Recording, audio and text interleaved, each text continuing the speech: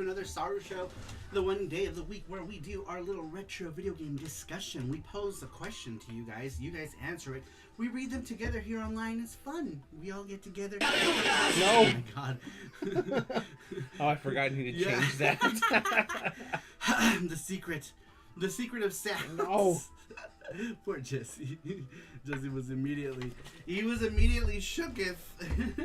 Where did that come from? I didn't even see, because the charm is there. Anyhow, yes, and we have a charm goal happening. We have this Karja charm. All the East charms. Oh, that was so loud. We just never changed it from Heathcliff. What no bikini outfit? Gimme. I know, I put her in a normal outfit because I was like, oh, I don't know. Because if I did, I don't know if anyone was going to recognize her. But hey, maybe in the future we can just do another one in her bikini outfit and make her more cute and shit. But anyhow, yeah, that is a Karja charm. I still need to do like her hair highlights and like her eyeball highlights and stuff. I did as much as I could. But if we do reach the goal for this one, I do also have a silver Picard that I want to do. I have an idea that I want to do for the charms. I was thinking about doing like each character in their own individual packaging and then doing like a Picard with each one, like a different colored Picard. Like, I don't know. What do you guys think? Does that seem cool? It'll ultimately cost more to do, but that's okay. I think the idea is kind of cool. And I was thinking about making them into keychains instead of doing the charms. Like, I was thinking about making them into more heavy-duty keychains and then having like Adol with his like little brown Picard, Karja with the silver Picard, and then doing one like with a happy Picard with Elena as well. But we'll see, I guess. We'll see what we hit. If not, we could just do the regular characters and the one Picard that we already have done, and we'll just do them all as regular charms. So pizza for Panda. Yes, today we're gonna have a pizza party. Thanks to Matthew. Jesse's already ordered the pizza, so pizza's already on its way. Let me make this a little louder. Let me see if I can make the music louder. There. Oh, okay. There we go. Can you guys hear the music too?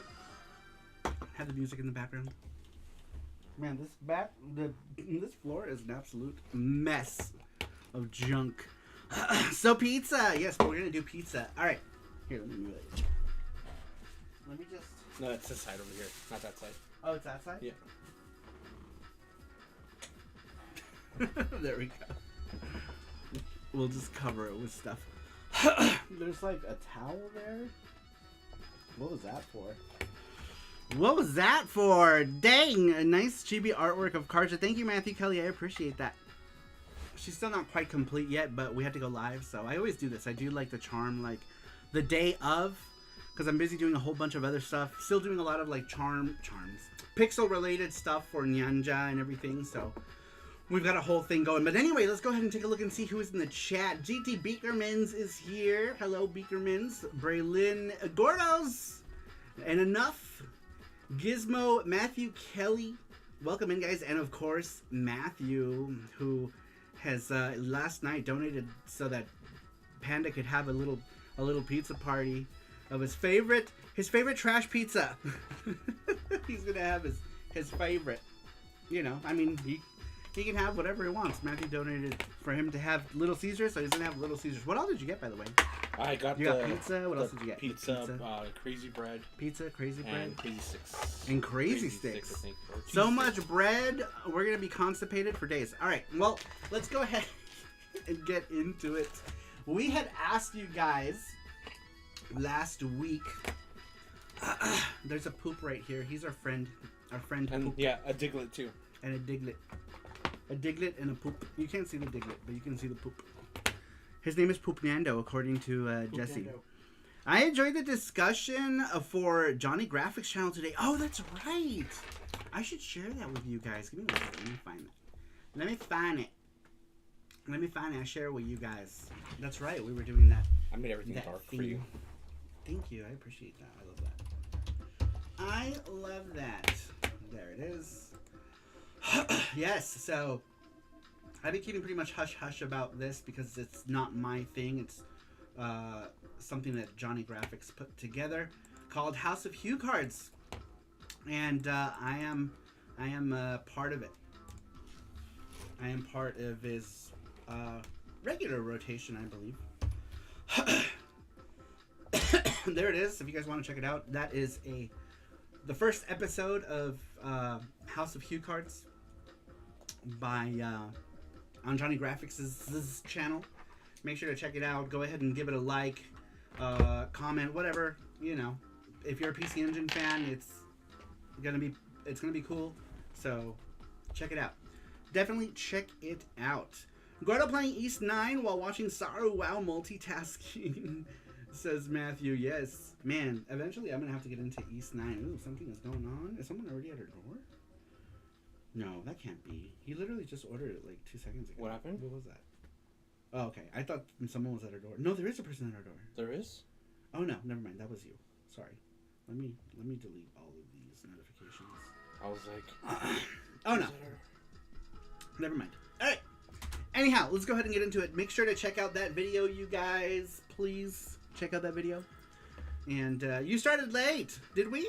We always start at 8:30 usually for a SaruShow. Anyhow, welcome in.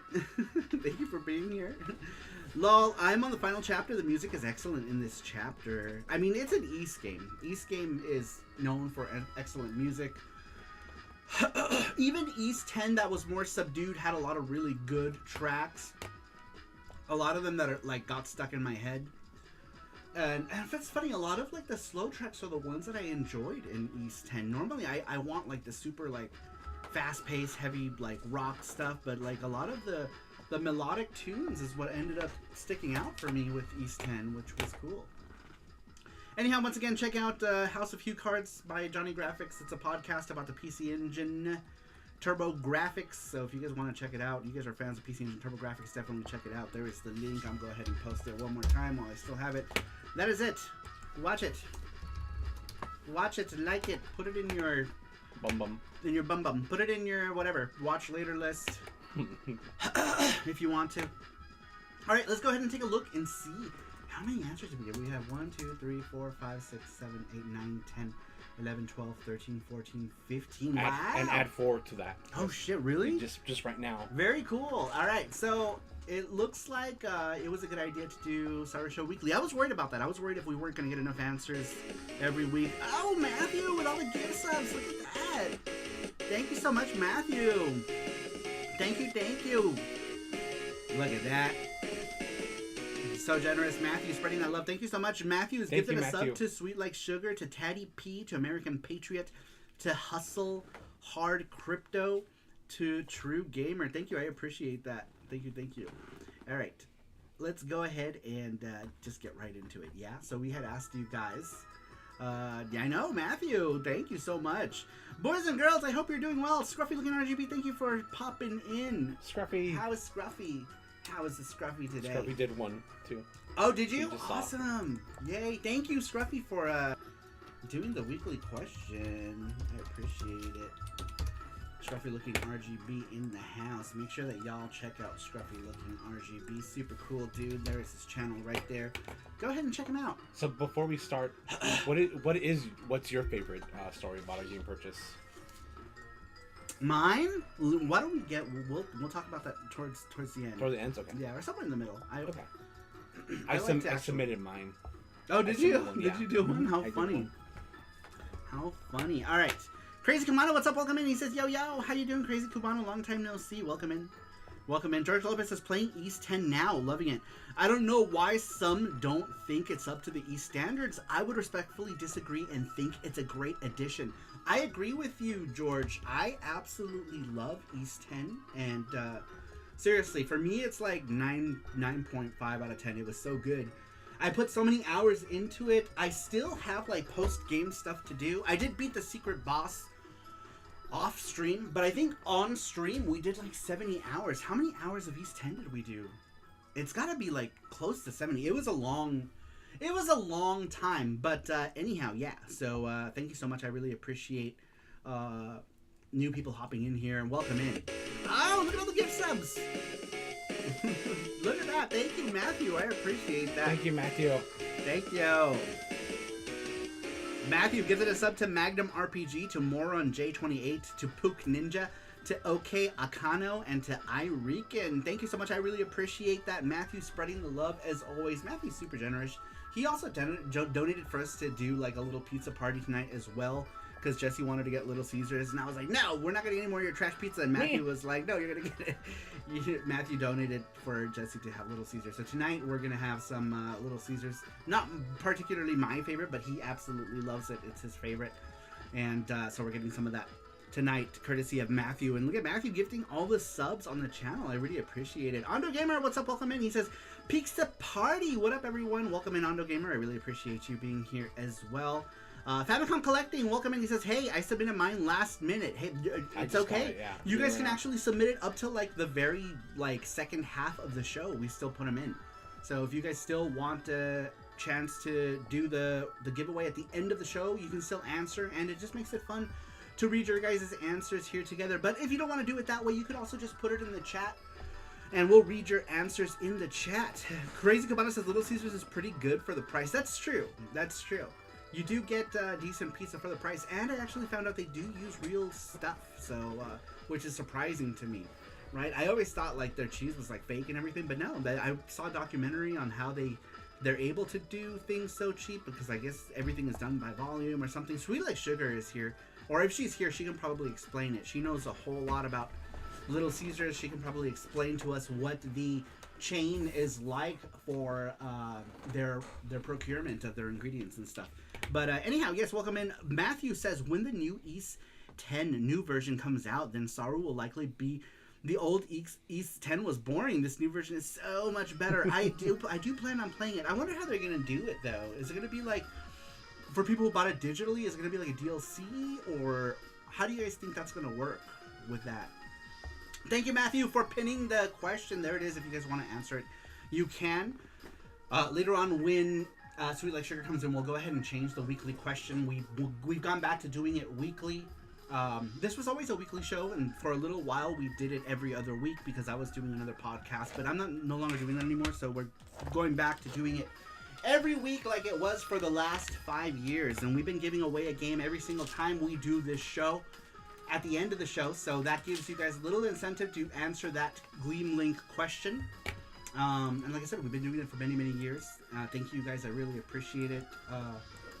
I was looking through our Patreon. We have so many patrons. Thank you everyone who is part of the Saru Crew Patreon as well. That's also something that keeps us going, especially us, since we're not really a big channel. So you guys supporting us on Patreon is awesome, because that's actually what gives us the motivation to keep going. You know, it's not really even about the numbers on this channel. It's more about the support that we get from you guys. So thank you guys so much for supporting us on Patreon. Whenever I remember or we bring it up, I like to thank you guys. So thank you. I appreciate it.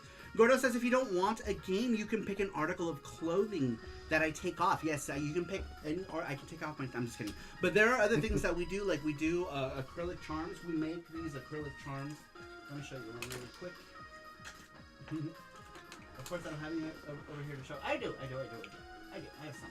We do these like acrylic charms, and you can pick one of these as well. If you go to sarumaru.com, you can pick any single acrylic charm if you win as well. We also do giveaways.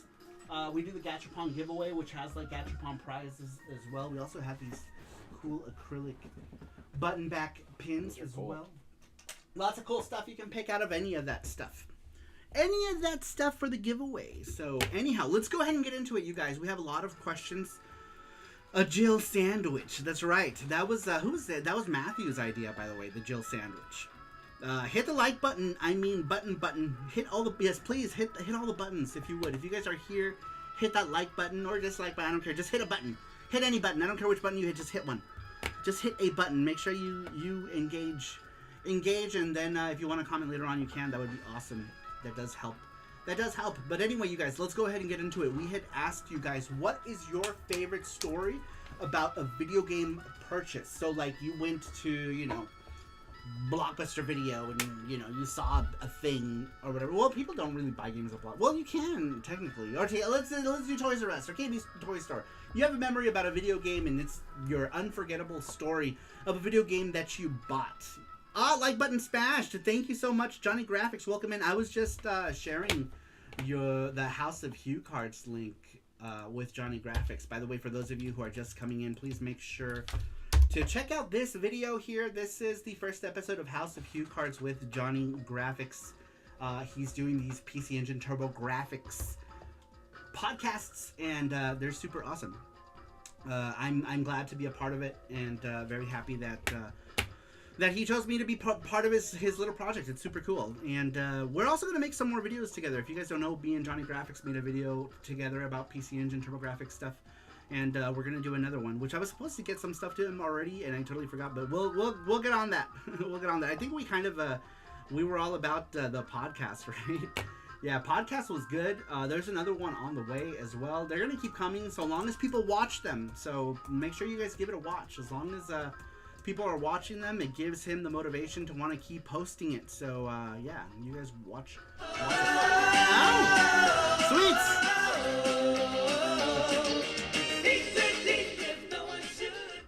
I love Karya. Karya. I love Card Jack, says Sweet Like Sugar. Thank you, Sweet Like Sugar. Yes, we are doing this over here. Acrylic charm, which is just going to end up looking like one of these acrylic charms in the end. We've already done, last couple weeks we did Adol, and we did Elena, and we did a Picard, and now we're doing Karja, and then we have another Picard. And if we do the second Picard, I'll just throw in a third Picard so that each character can just have one, and we'll individually package them. So Adol will have his own Picard, Elena will have one, Karja will have one, and then they'll eat them. Oh my god, a Jill sandwich is no dragon. That's right, that's a charm. Did that ever go up on the shop, the Jill sandwich? It did, yeah. It did? Okay, yeah. So that's It's one that you could pick yeah. too. So if you win tonight's thing, if you don't want to win a game out of our video game giveaway, you could also choose to get one of those charms as well. So it really is up to you. You guys can pick whatever you want. But anyhow, let's go ahead and get right into it. Oh, did you get your pizza, by the way? I think it's on its way. It's on its way. It's on its way. Let me get a drink really quick. It's a reserve time. Nuff says, hi chat, was busy reading some litigation stuff. 3 minutes. Litigation stuff. Why? What's going on? Give me all your rare games, says Crazy Cubano. Famicom Collecting says, definitely dislike. No! I mean, if you want to. As long as you hit some buttons. I don't care which button you hit, but please. How's the G Fuel Saru? This one is the Crash Bandicoot one. I just got it because it was Crash Bandicoot. It's not bad. It kind of has that, like, fake sugary taste to it, but I guess it's because it's, like, sugar-free or whatever. But it's alright. It's okay. It's not bad. Alright, let's get into the weekly question. We had asked you guys, what is your favorite story about a video game purchase? This can be an experience bringing home a new game and playing it, a purchase as a kid, or any other experience. Number 1 comes to us from Wreck-It Renz. Wreck-It Renz says, okay, Saru, pues mira, look, immediately after reading this question, I knew exactly the memory I would share. Buying a video game, the place was Toys R Us, and physical games weren't yet displayed in the game aisle. Instead, they had these ticket-looking things that had the name of the game and its price. Nice and large, you'd take the ticket up to a booth where they stored all of the games, and an employee would assist you in finalizing the purchase. Man, those were the days. I still remember the game my dad bought me, Mega Man X. I guess the way this store had us buy games was the most memorable. P.S. Shout out to Game Dude for making it difficult sometimes to find someone to help you. Oh my gosh, yeah, for reals. I remember those days. Sometimes you'd go to the so Game Dude was kind of cool the way they did it. You would go in, and in the door, you had to grab a slip of paper that had all of the prices. These would change like every week because the prices would change. So you'd have to go by the list on the price on the list, and that's what the games were. I remember going to Game Dude so many times and picking up these like papers and then telling you the prices. But yeah, sometimes it was hard to get someone to come over to help you, you know, because they would be in like some corner of the store or whatever. Omni Pulse, welcome in. He says, I'm back. Went to fill out the form. Very cool. Thank you, Omni. I appreciate it. Welcome in. Yes, Crazy Bread says Sweet Like Sugar. Jesse is getting Crazy Bread. He's getting Crazy Bread, and he's also getting some other bread, I think. Some sort of deep dish bread thing. I don't know. Kind of looks like a deep dish pizza, but I guess it's, excuse me, some sort of bread. Nerd says, guys, smash the dislike button. It's just about engagement. We'll still push it out, says Nerd Strategy. I mean, you could. You could hit the dislike button. Anyhow, so I like the Sonic one. Is it good? I had a Mega Man one, but it sounded gross. I'm not going to open it. I also want to keep it closed. But I have a Mega Man one and this Crash Bandicoot one. This one sounded infinitely better than the Mega Man one. But very cool. Yeah, Wreck-It Rens. Going back to Wreck-It Rens' answer, Toys R Us did used to have all of their games in like, whatchamacallit? Those things, those papers. You'd have to get like a piece of paper and you had to go redeem it. I remember back when actually the TurboGrafx was still a thing, that's how they did it. Towards the end, that's how all the games were. You would pick up a slip of paper and you go take it in. Sonic one was peach rings. Ooh, I like peach flavored things, so that might be good. Every time a dislike button is pressed, the more Nyanja is delayed, says Matthew.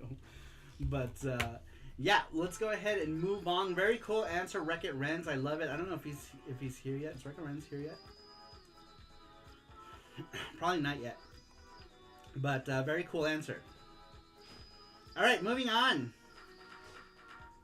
Is pizza here? I think something's happening. Something is happening outside. I need a drink that isn't G Fuel. I've drank like half of this and I'm already kind of... The aftertaste is kind of gross. Give me 1 second. Let me see if I can grab a water. A water. Hey, do we have water? Do we have water? Cold water. Ooh, okay. Pizza's here. Let me get out of the way. We don't have good water. Sorry. That's okay. Oh shit, you alright? Yeah, I'm okay. Pizza's here. No, we don't have. Sorry. That's okay. That's fine. Do we have it in the gallon? No. Oh, okay. I used that, Can we drink all the bottles? Yeah, let me put some water. I'll be back. Okay. I'm sorry. No, you're fine. Thank you. Sonic one was peach rings. Pizza derails SaruShow. Pizza did get here. I don't know if you... We'll show it here in a bit. I see 2 boxes of stuff in the baggies. Get that boy a water. I know, I need water. This thing tastes gross. I have soda, but I actually want like water. You can bring me a warm water. I don't care. I'll drink it. Even though I feel like warm water tastes like metal. All right, moving on. We have to ask you guys your favorite story purchasing a game. Next one comes from us from Jakob, aka Bort Jams or Bort. He says, this will always hold a special place in my heart. Heard for many years now, and it happened on Christmas 2010. Back in 2010, I wanted to buy Super Mario 3D All-Stars on the Nintendo Wii, but I didn't have enough money to get it, so I kindly asked my grandma if she could get one for me, and she said that if I want to get the game, then I have to be on my best behavior all year round. And so I tried my best during Christmas Day. I opened up my present to find out that it was the game I wanted to play. And in 2012, I was big into Ben 10, and I still am to this day. But as a kid, I wanted Ben 10 Omniverse on the Nintendo Wii, but I couldn't get it. Ooh, thank you. Thank you, I appreciate it. Hustle Hard Crypto says, hey, what's up? Welcome in. Welcome in. All right, where were we? He says, in 2012, I was big into Ben 10, and I still am to this day, but as a kid... Oh! Oh my gosh, Matthew, thank you. Thank you. Thank you for the $40. Carjack charm for myself and the awesome baked full-loaded potato. That's awesome. Thank you. A potato will definitely appreciate it. Thank you so much. I appreciate that. Thank you. Thank you. All of the Carja charms. Thank you guys. I really appreciate it. So far we got Gordos, Sweet Like Sugar, Matthew, and Rover down for a Carja charm. Thank you so much. I appreciate that. All right. Is that going to be Pizza Cam? Pizza Cam. All right. Where was I? What did he say? He said, if... Something about Ben 10. Where was I? I was big into Ben 10. I still to this day when I was a kid. Ben 10 Omniverse on the Nintendo Wii, but I couldn't get it in time due to not having enough money, so my grandma told me to be extra good so she can buy it for me. So I did it again, and she got me the game as a Christmas present, and I opened it up on Christmas Day that very same year. And also, Grandma, if you're listening, I want to thank you for the great and wonderful memories we have along the way. And it was a fun time having you as part of my childhood. When I was still a kid up until the age of 25 years old, I'll keep the Care Bear you got for me, and Scooby-Doo plushie, and all the rare collectible coins you gave me as part of your memory forever and many years to come. Aw, that's so sweet. That's so sweet. I don't know anything about Ben 10. All I know is that it was a cartoon. But what kind of game? I don't know if he's here. What kind of game was Ben 10? If you're here, Bort, or anybody else is fine. Gordo says, which dipping sauce do you like? I like the garlic butter and the cheesy jalapeno. I like garlic butter. I like the marinara. I like ranch. As long as it's regular ranch. None of that buttermilk shit. That stuff's gross. I don't like it. Somebody like Sugar says, I'm working out, but want pizza so much right now. What are you eating? Breadsticks? Mm-hmm. This is a sweet story, says Gordos. It was a sweet story. That was very heartwarming. Hopefully, I'm sure your grandma is listening in on that from high above. Very sweet story. That was very heartwarming. Jesse is torturing me, says Sweet Like Sugar. With all the pizza. He hasn't even shown the pizza yet. What is that first box? Oh, pepperoni? Pepperoni pizza. What else you got? I had the Detroit style pizza for dinner, says Matthew. How was that? That's like the deep dish pizza. Is it any different than their whatever they used to have, their regular deep dish? Is that different in any way? All right. Moving on, we had asked, what is your favorite story about a game purchase? Number 3 comes to us from Cybergirl. Cybergirl says, getting my first NES. After my first time at sleepaway camp, my dad picked me up in our private plane after landing at the Montpelier Bar Airport. We went to a store called Harry's, and my dad purchased me a NES action set and 3 additional games. Zelda 1942 and Rad Racer. This was in July of 1988. Damn. Getting picked up in a private plane? Oh my gosh. Cybergirl is royalty. That's why her name is the Goddess. The Goddess. The Goddess has a private jet and everything. Ooh, pizza. Can I take a bite of it now? Yeah, it's yours. Alright, I just needed a quick bite. A quick bite. Show people there. Probably better. Hey, that's pretty good. I like it. I like the thin crust. It's not bad. Thin crust, yes, thin crust. Yeah, it's pretty good. It's pretty good. Yeah! Says Gizmo. Alright. Very cool. Private jet, huh? NES action set and 3 additional games. Zelda 1942 and Rad Racer. We were just talking about 1942 on PC Engine Fridays. Yeah. Alright. Moving on. Number 4. Or actually, here, give me 1 second. I'm going to go... I'm going to take a quick bite of my pizza. Jesse, you entertain them. I had stuffed crust earlier. Spencer says, Buddy Detroit style is night and day. Better than deep dish. Yeah. Which one? Buddy's Detroit. Oh, is that the new one? Yep.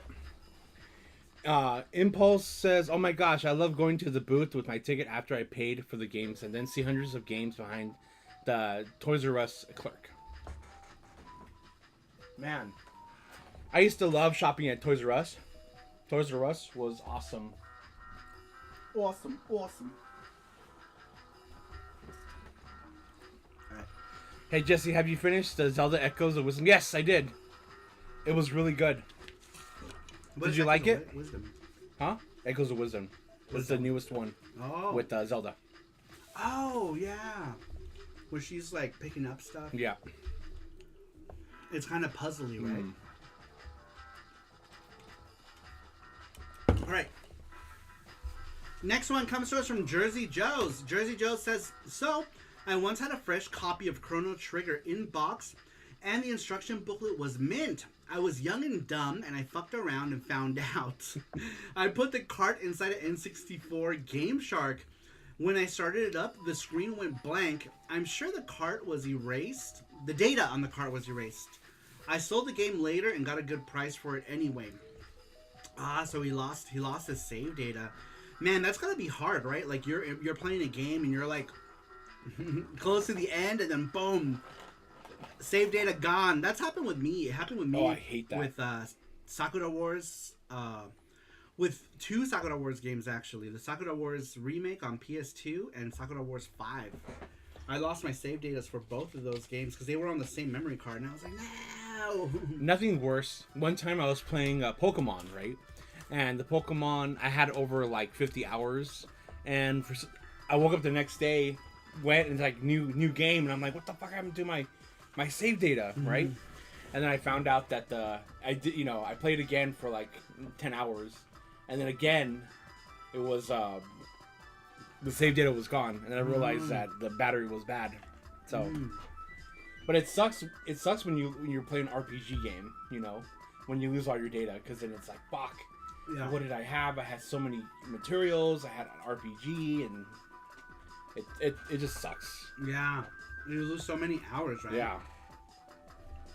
Randrick says, my girlfriend is currently playing, and she's really enjoying it. I want to play it also later this year. It's good. At first, when I first played it, I was kind of like, I was like the first 10 minutes, 15 minutes, like, oh, I don't know if I like this. And then you got into it. And then I got into it, and I was like, oh, this game is so good. This is kind of games you have to play like an hour. You play an hour, and then you get used to it, and I think it's really good. What's up, King of Hades? He says, hey, what's up? King of Hades, welcome in. Matthew says, this is why you need a 3-2-1 backups of your save games on memory cards. Crazy Cubano says, I enjoy Echoes of Wisdom. Made you be creative with how you attacked enemies and how you cleared platforms. I would always use the p-hats to wreck enemies. Haha. Gabe says, we like sugar. Radrick says, thankfully I never lost progress in a game like that. Oh man. Yeah, dude, that would be tough. It's the worst. All right. Really quick here, let's go back to what was that? Omnipulse says that he loved going to the booth with the ticket after he paid for the game to see hundreds of games behind the Toys R Us clerk. Man, yeah, that was such a memory for people buying games at Toys R Us. I bought a number of games at Toys R Us as well. I remember that. So much. This is the King of Hades. All right, moving on. We had asked you guys, what is your favorite story about a game purchase? Number 5 comes to us from Tito8all3, aka Ruben. Ruben says, I remember that in 1993, I visited a store that had just opened up in the capital of my province. They sold Chinese Mega Drive games. The kind of games that had multiple games, a 2-in-1 with Golden Axe and another that I didn't know called Elemental Master caught my attention. After trying this game, with the intro, I had to buy it. It became my favorite game on the console. Many years had passed, and in a store in a nearby city, I found a sale on Mega Drive games. And my goodness, a new Genesis Elemental Master appeared. I had no money, so I had to travel several miles home, hoping that when I returned it would still be there. I was lucky, and it was a memorable day. With what they invented called the internet, I was able to get the original Japanese original on Mega Drive. Dude, Elemental Master, I think, isn't that like a game that's like $400 Really? or more now? Yeah, I think it's a super expensive game. Super expensive, super rares. It's funny talking about Impulse. I used to there was a video game store, like a local video game store. I remember we would have to get like there was these like circle things, right? So we would have to get them to and then put them on the counter. They'll have a number, be like, okay, this is number 22. So you would go in the back and be like, okay, this is where this game is. I remember one time when we went in and this kid was just grabbing all of the little like tokens on the thing walls. So everything was all messed up, and the guy, the clerk was so pissed off. And the next day, I guess they just got rid of the whole, like, or the next week really? they got rid of the whole thing. That whole system? Yeah, because it just took one kid to ruin the whole thing, you know. And it's like, damn it. Yeah. Johnny Graphic says worth every penny though. Elemental Master. Yeah, because I think it's like super expensive. That's like a, what is it, like a running gun? Super hard running gun, right? What is that emote? All right. Very cool story, Ruben. Man, you know what's funny? Like, there's those like Russian like Genesis cards too. There's like Mega Man X on Mega Drive and like weird stuff on cartridge that like you wouldn't expect. From Technosoft. Man, it's warm in here today, huh? Sorry, I just switched to all messages, says for the sugar. Ah, gotcha. Oh yeah, switch that to all messages too. It's on top. It's already there. Oh, you're right. Yeah. Thank you. Sweet. Thank you for that. Mm-hmm. All right. All right, next one. Actually, give me 1 second. Let me. I'll be right back, you guys. I just gotta take a quick potty break. We'll be right back. Please stick around. I will be right back. Give me like 3 minutes. 3 minutes max.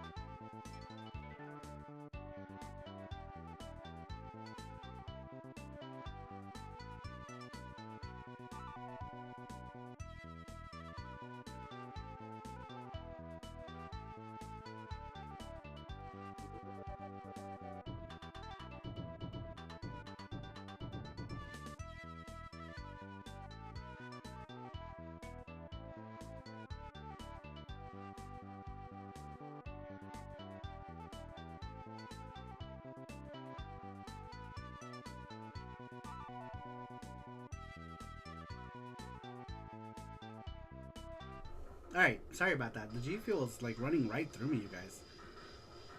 It's also making me feel like I'm talking at a million miles an hour. In Soviet Russia, you don't play games. Games play you. So sweet like sugar. Alright, let's catch up with chat. I'm gonna eat a little pizza. Yeah, I'll do it. Sorry, just some messages. Squeeze it hard. This is enough Dragon. Also, if you guys want to answer the question, Matthew wrote pinned the thing. It's on top. The question the question is, what is your favorite story about a video game purchase? So you still have a chance to answer it if you want to come. If you want to answer, we'll put it in at the end. Yeah. Matthew says, the star's not back in 3 minutes. Rugrats playing time. Treasure says, also, we could change the redeem to hydrate to straight. Then Saru will never hydrate. Crazy Cabana says, yo, Saru, what song did you use from the street starting soon screen? It was from Goemon game. Yeah, it's from the Goemon game.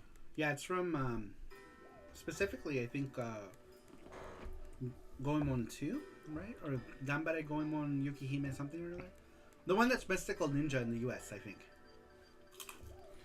So how's everyone today? Brian Sibley says it's too late. No, you can answer it. Go for it, Brian Sibley. It's up pinned. Yeah, you can still answer it. Yeah. So what'd you guys eat today? What'd you guys have for dinner? I'm eating pizza. Pizza. But yeah, we have the Charm Karja from East X. If you guys want to donate, it's right there. Alright, you guys. Let's get into the question. Oh, Matthew!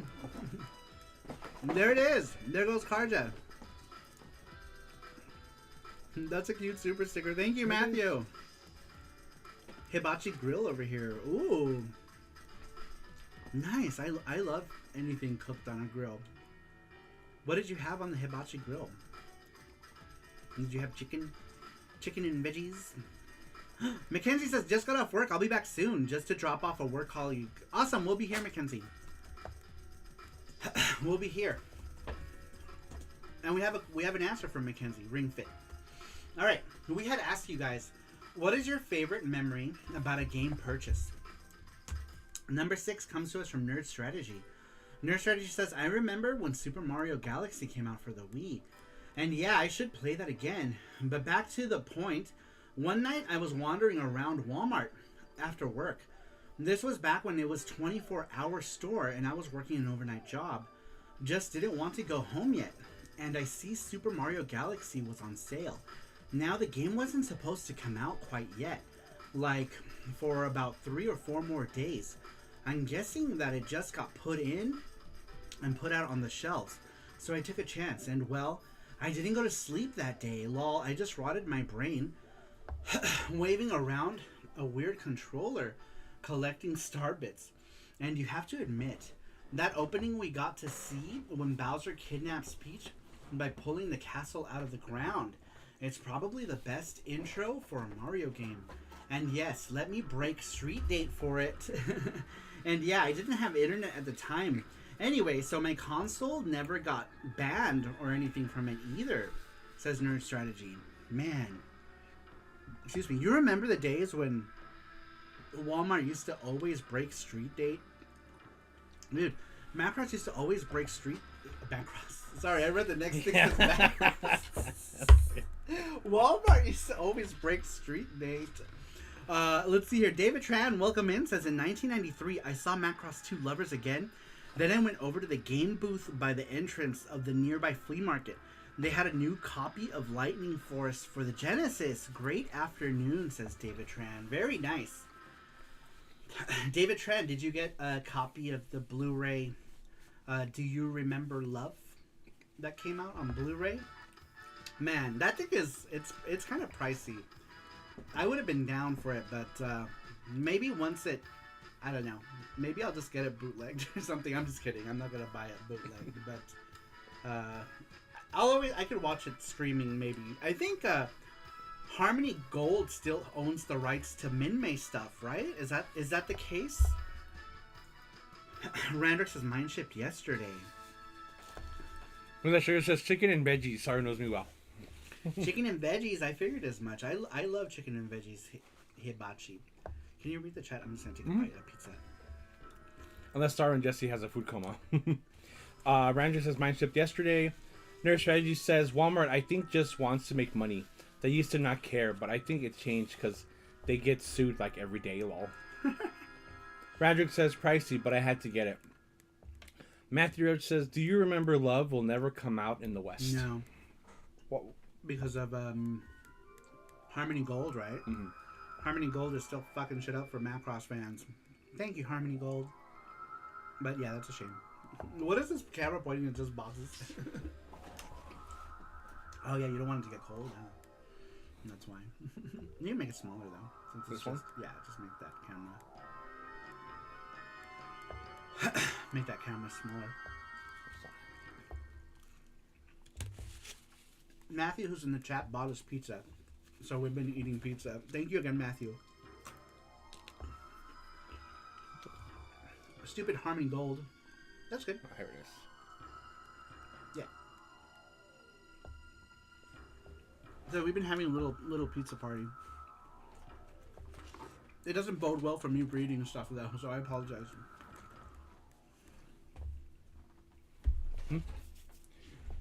Sorry.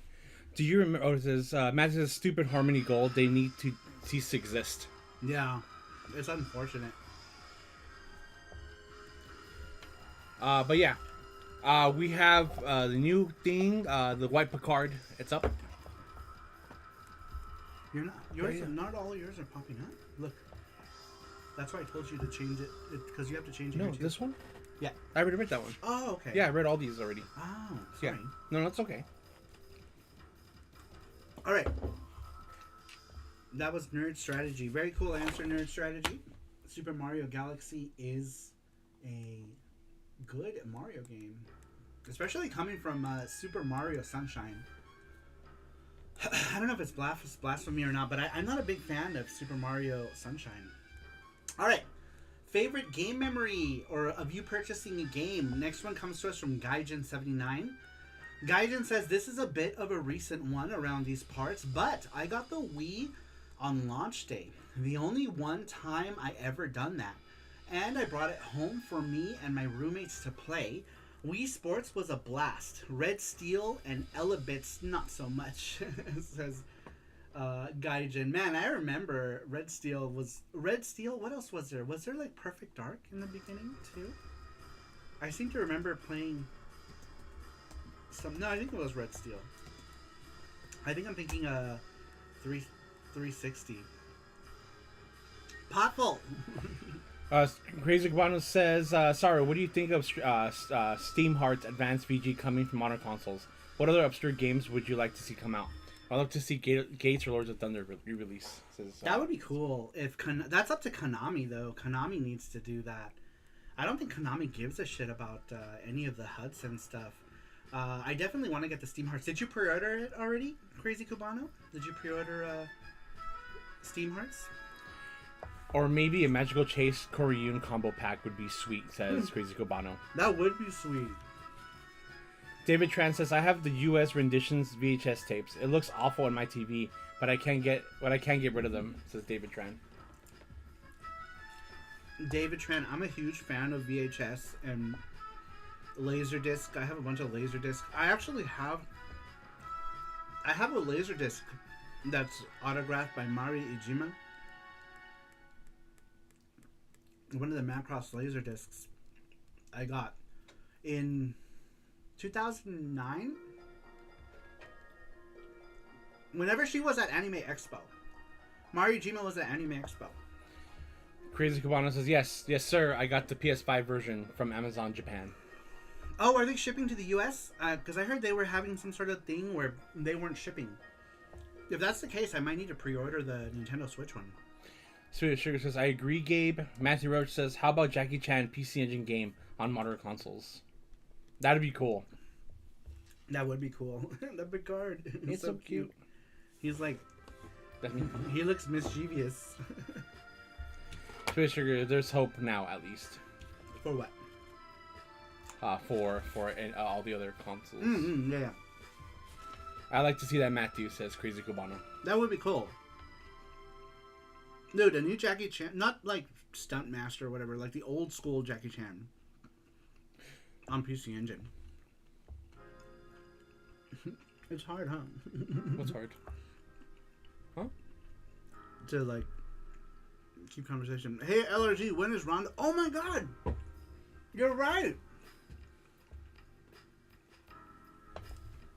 I forgot. I was gonna say, I've been waiting to pre-order that. They haven't even opened pre-orders for that, have they? Whatever happened with that, I wonder. Gabe says Konami can suck my ass. Alright, moving on. I bet Konami said, no, you! Sorry, Mario, the regular version of Steam Hearts is shipping to USA, not the special edition. Oh, that sucks. I need the special edition. Because it comes with a CD. I need a CD. I need that soundtrack. I need it. I guess I could always just get it from CD Japan, yeah?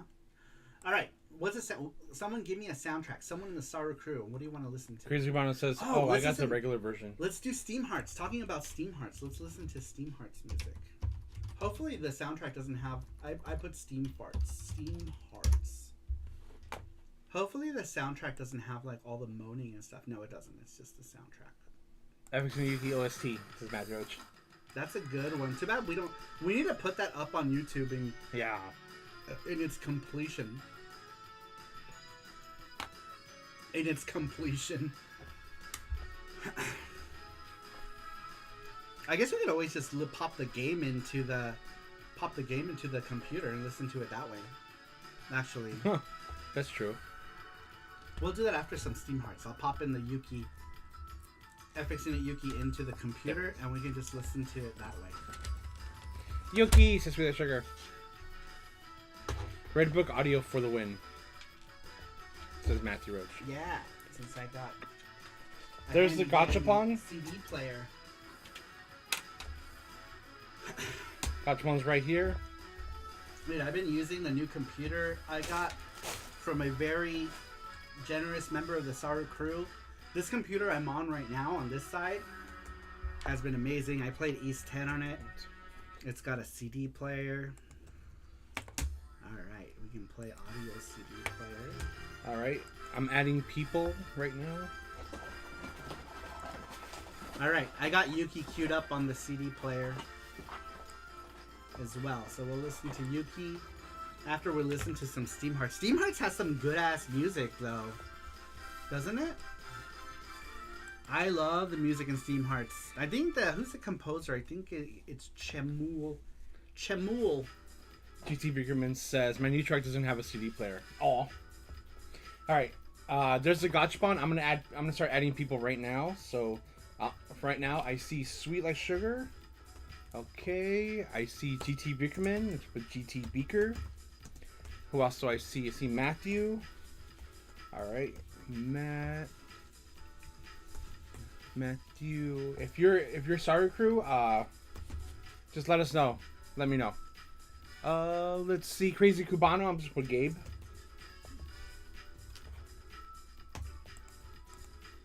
And let's see, I'm gonna scroll up right now. This is for the here's Snuff Dragon. Newfie. I'm just gonna put Newfie. Let's see, Gold. Yeah, you can't see me. Okay, it's Gordo, and I see No Evil, says Snuff Dragon. Which truck did you get, GT? Says Sweet Like Sugar. Did you get a Dodge Ram GT? That would make sense. That's my dad's truck of choice, by the way. He's on his third one. I'm out of it. What's going on? You're in the future. Just kidding. In the year 2000. I sure did, GT Bickerman. Did you? I mean, it was. I feel like, is that where the GT in your name comes from? My dad is a big fan of the Dodge Ram GT. My mom too. My mom loves Dodge Rams. Yeah.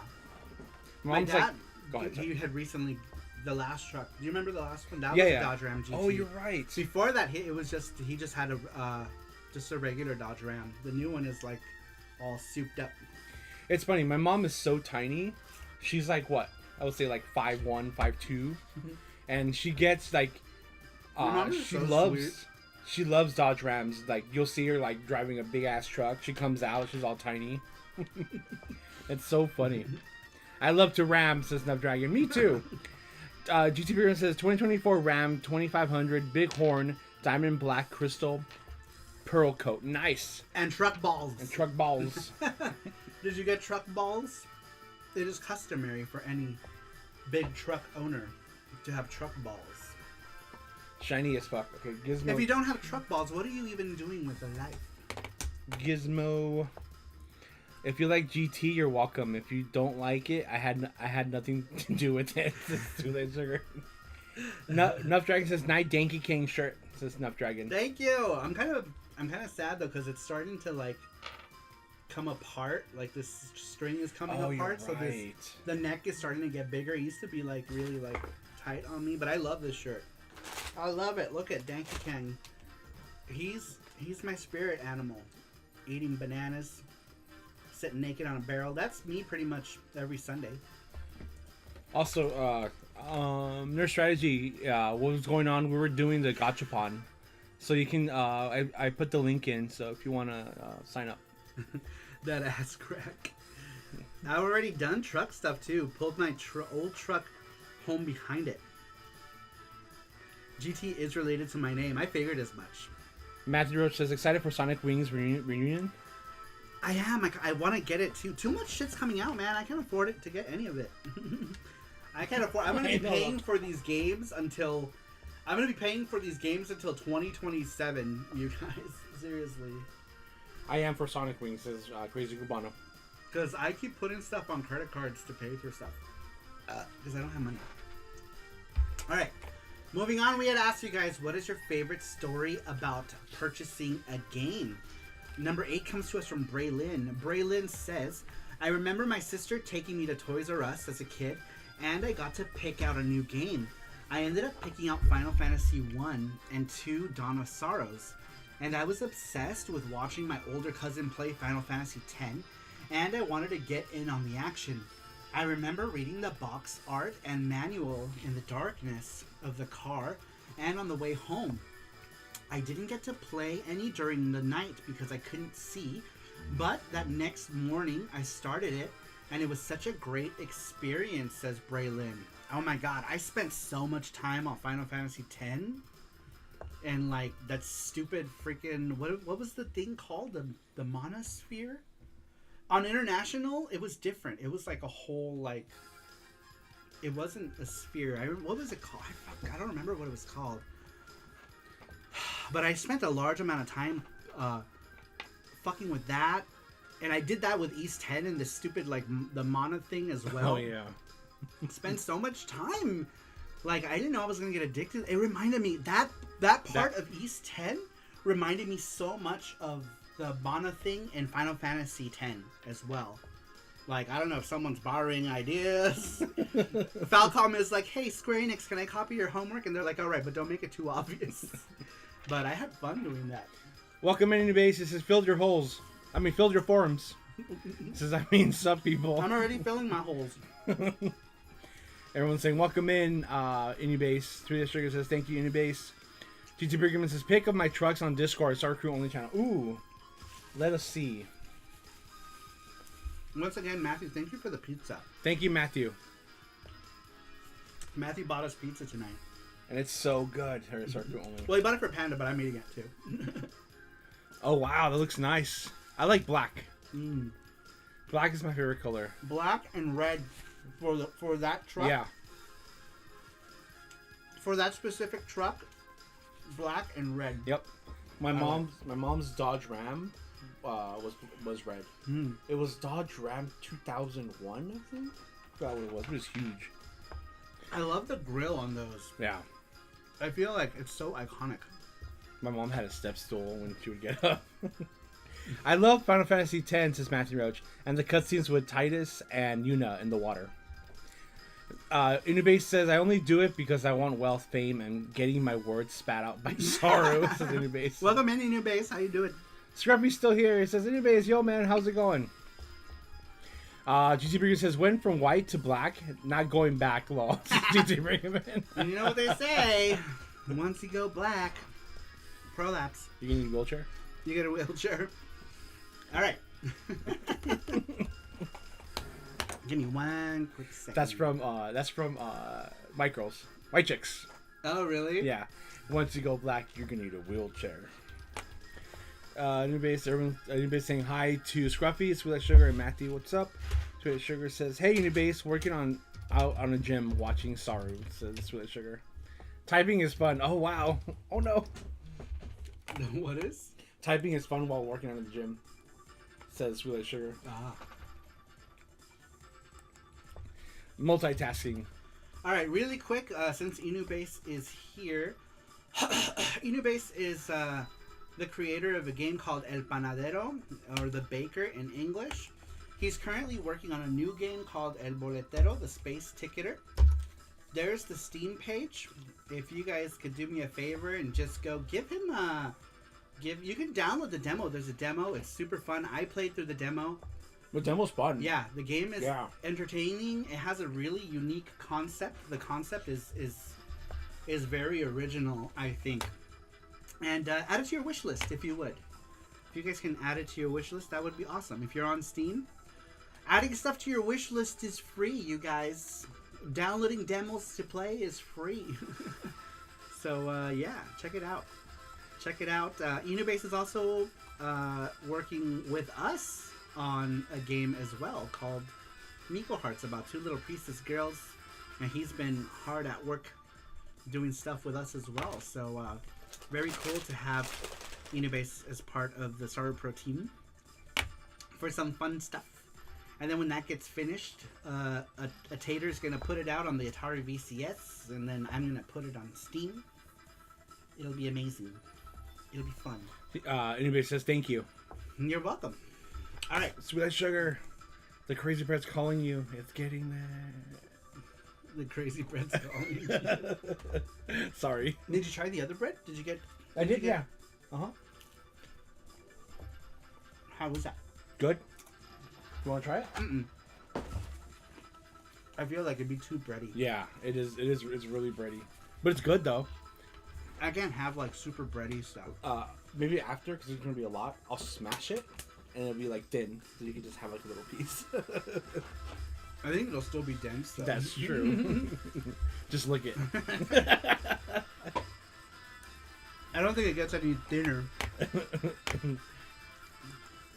Oh, thanks. The 40-pound sound. That's awesome, sweets. And here I am tempting you with crazy bread. Recommends! We were just talking about you. I read your answer earlier.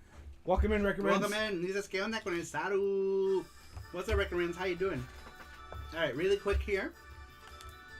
Just promoting the pals. This is Scruffy Looking RGB's channel. If you're into content about game hunting in Pan, check out Scruffy Looking RGB. Very cool channel.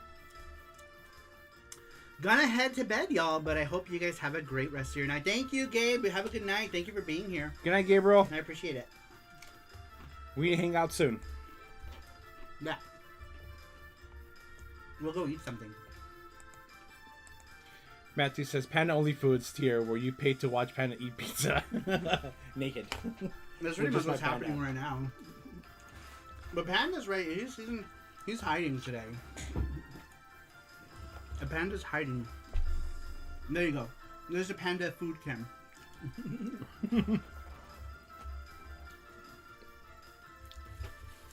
Hang out in Phoenix. Oh, yeah.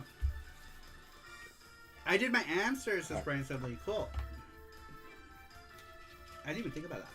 We're gonna have like a mini like Saru crew hangout at Game On. Yeah, if you guys are going to Game On. If you guys going to Game On, if you guys are going to Game On, we're gonna have a little Saru crew meet with a bunch of different Saru crew members. GT Beakerman's gonna be there, Sweet Like Sugar, Gordo's, Nerd Strategy, and is that it? Ondo Gamer, Sasquatch. Who am I? Gordo. There's someone else. Inube says, not gay, but would watch while drinking a cup of wine. Yes, it is an artistic experience. Chris Tang. It's all about the filmography, the cinematography. Chris Tang. And sorry for the long answer. It's a long story. That's okay. I'll just read it slowly. For some reason, the G Fuel made me I'm like hyperventilating today. For some reason. Alright. Time to get back to the weekly question. Who did we do? Gaijin, Braylin. Yeah, Braylin was the last one. Okay, so next one. We'll do one more and then Gachapon? Yes, we'll do one more and we got Gachapon. Damn, we have 21 answers? No, we have more too. Wow! Maybe it was a good idea to go back to weekly. Yeah. Thanks, you guys. That's cool. That's awesome that you guys are answering the question because that makes me feel good about going back to weekly. It means that I was worried about content-wise going back to the weekly format that we run out because I don't know if you guys remember, but when we were doing it weekly, there were some weeks where we didn't have enough answers and we would have to postpone it. But we've been getting a lot of answers, and that's cool. As long as we get more than 10 answers a week, we have enough to make a show. Because the 10 answers will easily get us to, an hour and a half, 2 hours. Depending on how long-winded I am or how much we derail. All right, so what is your favorite memory about a video game purchase? Number 9 comes to us from Screw the Net.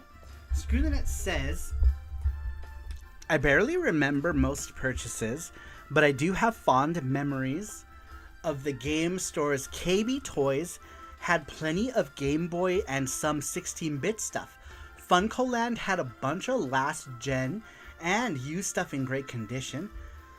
And Electronics Boutique was small, but wall-to-wall game goodness, until they were replaced by smelly GameStop.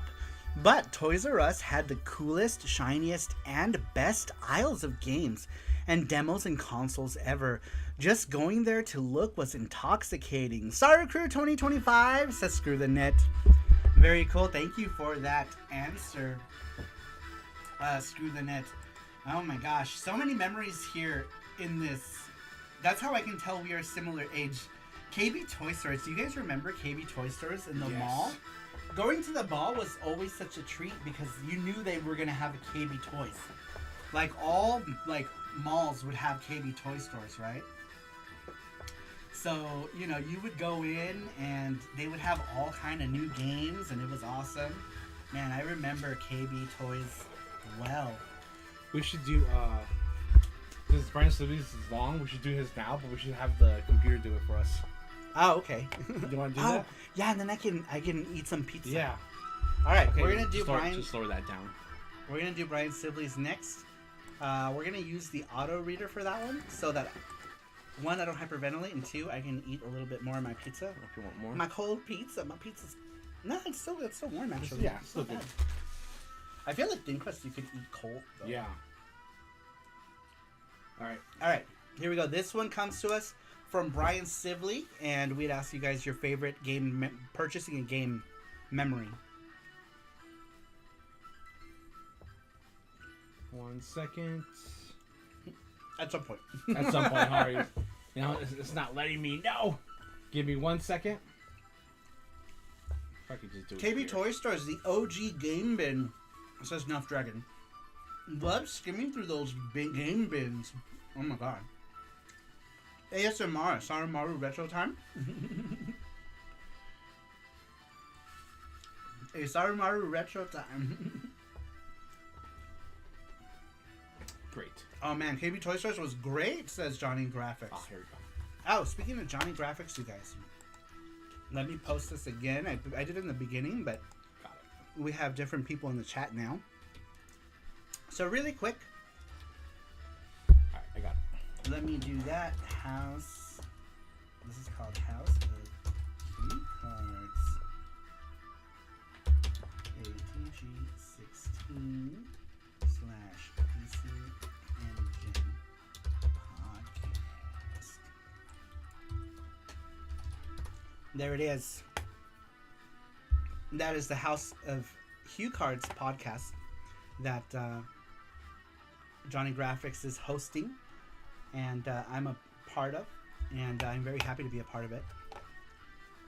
So big ups to him for considering me for that. But yeah, check it out. There's the link. I'm going to share it. I've been sharing it, the hell out of it. Sharing the hell out of it. Let me keep a notepad here. Oh shit, what is all this here? Oh, exit out of it. I bought Fighting Force for PS1 and KB with months of saved allowance. This is Johnny Graphics. Fighting Force, huh? Oh my gosh. Matthew says, Saru, you will have to order the special edition of Steam Hearts from CD in Japan. I want it. But the problem with CD Japan is CD Japan takes your money, like, they take your money up front. It's not like Amazon, because like Amazon doesn't take your money until they ship it. Thanks for sharing, Bub. Hope people like it, says Johnny Graphics. Okay, I'm going to start it. All right. This one is from Brian Sivley. The answer to what is your favorite story about a game purchase?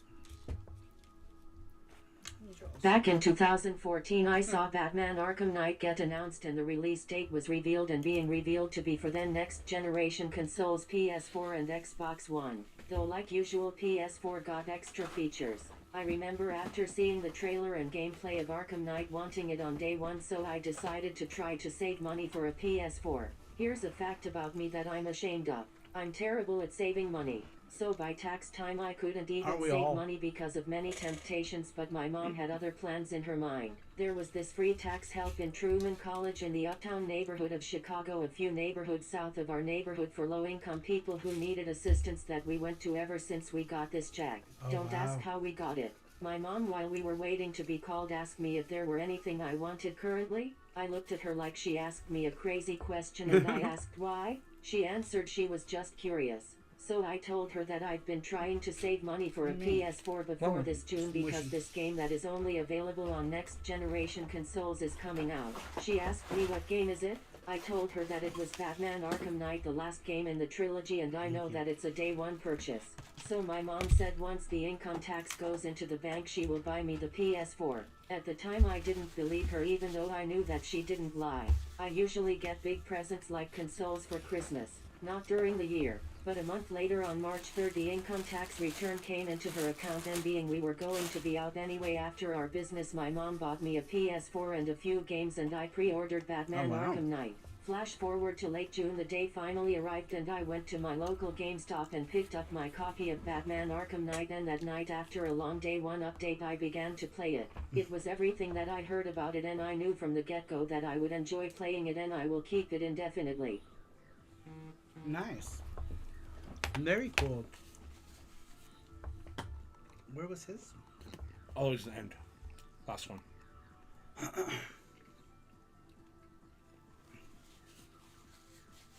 So, let's see here. PS4 and Xbox One. Damn, you got both of those on release? That is, that's crazy. Oh no, he was saying that Arkham Knight was announced for both of them. So I decided to save money for PS4. Ah, very cool. Did you get PS4 on launch, or which one did you get? Like, we didn't. The PS4 was the first PS4 I didn't get on launch. PS1, PS2, well, PS1 I got like within the first week. I didn't get it launch day. PS2 I got launch day, and PS3 I also got within like the first week. PS4 we didn't get one until they released the white one. Do you guys remember they did like a white Destiny PS4? And that's the one we ended up getting. We got that white one. Very cool. Very cool memory there, Brian Sibley. All right. Man, we got a lot of them today, huh? Yeah. All right, let's see. Who's next here? Oh, Mackenzie's is a big one, too. Yeah. Screw the Net. Is that the last one I did? Yeah. Yeah. Screw the Net was the last one. We were talking about KB Toy Store. Let's see. I have a Star Wars BS4. Yes, I said BS4. Why? Does your PlayStation not work or something? Or do I not get it? And I got a regular version of the console. Yeah, I got the regular one too, but the white one. Before they made the pros, because they made a white pro one too, didn't they? Inube says, I also got no issues getting a PS4. Company perks of the time. That's awesome. What company? BS4 Pro, says GT Beakerman. Okay, you're going to have to give us the explanation. Screw the Net says, robot voice, video game memories and peaks. Scruffy says, oh man, that show with Johnny Graphics has an all-star cast. Yeah, Shmup Junkie was on it. Dude, so cool. So cool that Johnny Graphics got Shmup Junkie to be on it. I'm a big fan of so many of Shmup Junkie's videos. He talks about so much cool shit, right? Specifically all the PC Engine stuff. I watch his content for the PC Engine stuff, or like he talked about, like he did a compile video as well. So good. Let's see here. I just never play it. That's pretty much it. I wasted my monies. Yeah, I never play I did play the PS4 in the beginning, but now I haven't touched the PS4 since the Sakura Wars game came out. In Japan, because the last one I played was the Japanese Sakura Wars. The American one came out. I bought it. Haven't even played it. I said I was gonna, and then I never did. Yeah, Shmup Junkie is just a super cool guy. Yeah, dude, he's super cool guy. Great channel. Very, very cool. Got a link for that video with Shmup Junkie. It's a podcast that we did with Johnny Graphics hosting it. He was the one who got Shmup Junkie to be on it. So that's a podcast there. And there might be more down the line. It just depends. If you guys have to watch this video.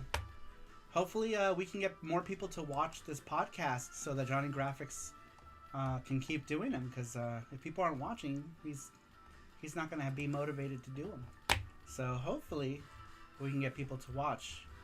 Looks like the views are going up, which is good. Keep watching, you guys. Share it with anyone. If you guys know anybody who is into TurboGrafx PC Engine stuff and they want to, just listen to some discussions of folks who were into the console back in its heyday, check that out. All right, there is the Gleam link, you guys. If you want to go ahead and enter it, you still can. Everyone who is part of the Saru Crew Elite has already been entered. There's no need to enter. But anyone else who wants to enter, it's free to enter. So if you guys want to enter, it's completely free. It's just a matter of filling out that form, and we'll go ahead and put you in. So go ahead and do that. I'll read one more. Penis Pro. What the fuck? Just screw the net. Go ahead and answer. Go ahead and enter. You still can enter. I'm gonna read one more. What the fuck is this? What is going on here? Sorry, I saw something really weird just now. But yeah, you still have time. I'm gonna read one more, and then we'll get to it. Cool. We'll get to it. All right, let's do one more here. We'll do Mackenzie's. Mackenzie's is a long one, so it'll give me time to breathe afterwards. All right, Mackenzie, aka Babbling Nerd. Sorry, my throat's tripping out too. Mackenzie says, while it's not a specific game itself, I do miss the excitement I had where I would go to my favorite game store and come home with 5 games or more that cost peanuts. It was fun to go wild. Nowadays, it's impossible to find any retro game on budget-friendly prices. Enough negativity, though. The first month I got a Sega Saturn is something this nerd is going to remember for the rest of his life. In late 2013, I purchased the Sega Saturn that came with my copy of Night Warriors Darkstalker's Revenge. That was my first time of playing a game on the Sega console, and it had me hooked. I just remember being amazed by the beautiful backgrounds and character sprites, with one character particularly catching my interest. No real reason in particular. Anyway, a week later, Night Warriors at the time was still my only Sega Saturn game. And as much as I loved the game, I knew I wanted more games for the console. I found on Google a retro game store in my area that I had seen up to that time as my favorite retro game store. I did not have any Sega Saturn games available, and oh boy, I was in for some real treats. I ended up buying 4 games that day for my Saturn. My first choice was Sega Rally Championship. Fantastic arcade racing game I instantly fell in love with. Challenging but rewarding, easy to learn, impossible to master. Yes, the Sega Saturn game may not be as nice looking as its arcade counterpart, but the spirit of the arcade game is well and alive. Any racing game fan in the crew is doing a disservice to themselves if they haven't played this game at least once. You will not be disappointed. My second choice was Die Hard Arcade, once another all-time classic beat-em-up. Okay, maybe not quite classic tier, but this is still awesome. It's an awesome beat-em-up that deserves to be played by every Sega Saturn fan. This game is just as good as the arcade counterpart, with only noticeable difference is the load times. Yippee-ki-yay, mother boop! My third choice was Gex. This Saturn port of a classic 3DO game is a great but challenging 2D platformer. Gex is funny, although I admit some of it might get a little annoying. I had a great time with this game. The Sega Saturn version supports better visuals than the 3DO game. The Saturn and PS1 versions are particularly identical, so it really doesn't come it really comes down to controller preference. Excuse me. Can't go wrong with this one. Finally, my fourth and last game has got to be that day that was X-Men Children of the Atom, another classic fighting game by Capcom. While I don't think it's aged as well as its sequels, especially X-Men vs. Street Fighter, this is still a very amazing port. Both the Saturn got the RAM expansion cartridges. It feels a little heavier than its sequels, and I would say that the game forces the player to play a little more defensively than I would like. X-Men of Children of the Atom is still a fighting game worth fighting in. So there we have it. Those were my 5 games with the Sega Saturn that winter of 2013, while everyone was getting ready for the next generation of consoles with PS4 and Xbox One. I was told I was too busy playing Sega Saturn and to have any regrets except one thing. Why didn't my 18-year-old self put a new coin battery for the clock or hug games, or how games could be saved on the console long enough for him to get an action replay? Lol. Now back to Saru and Jesse, says Mackenzie. Oh man, so many good games there. Yeah, Darkstalkers Revenge was one of my first Sega Saturn games too, actually. That one and Street Fighter Alpha 2, I had the long boxes of those. They were amazing ports, man. What am I thinking? Street Fighter Alpha 2? Man, I played so much Street Fighter Alpha 2 on the Sega Saturn. It was amazing. Amazing game. Alright, we're going to do Gachapon in a little bit. So we'll be right back. I gotta make a little deposit. But I'll be back. I gotta go to the bathroom really quick. But hang in there. We'll do Gachapon on the way back. Be right back.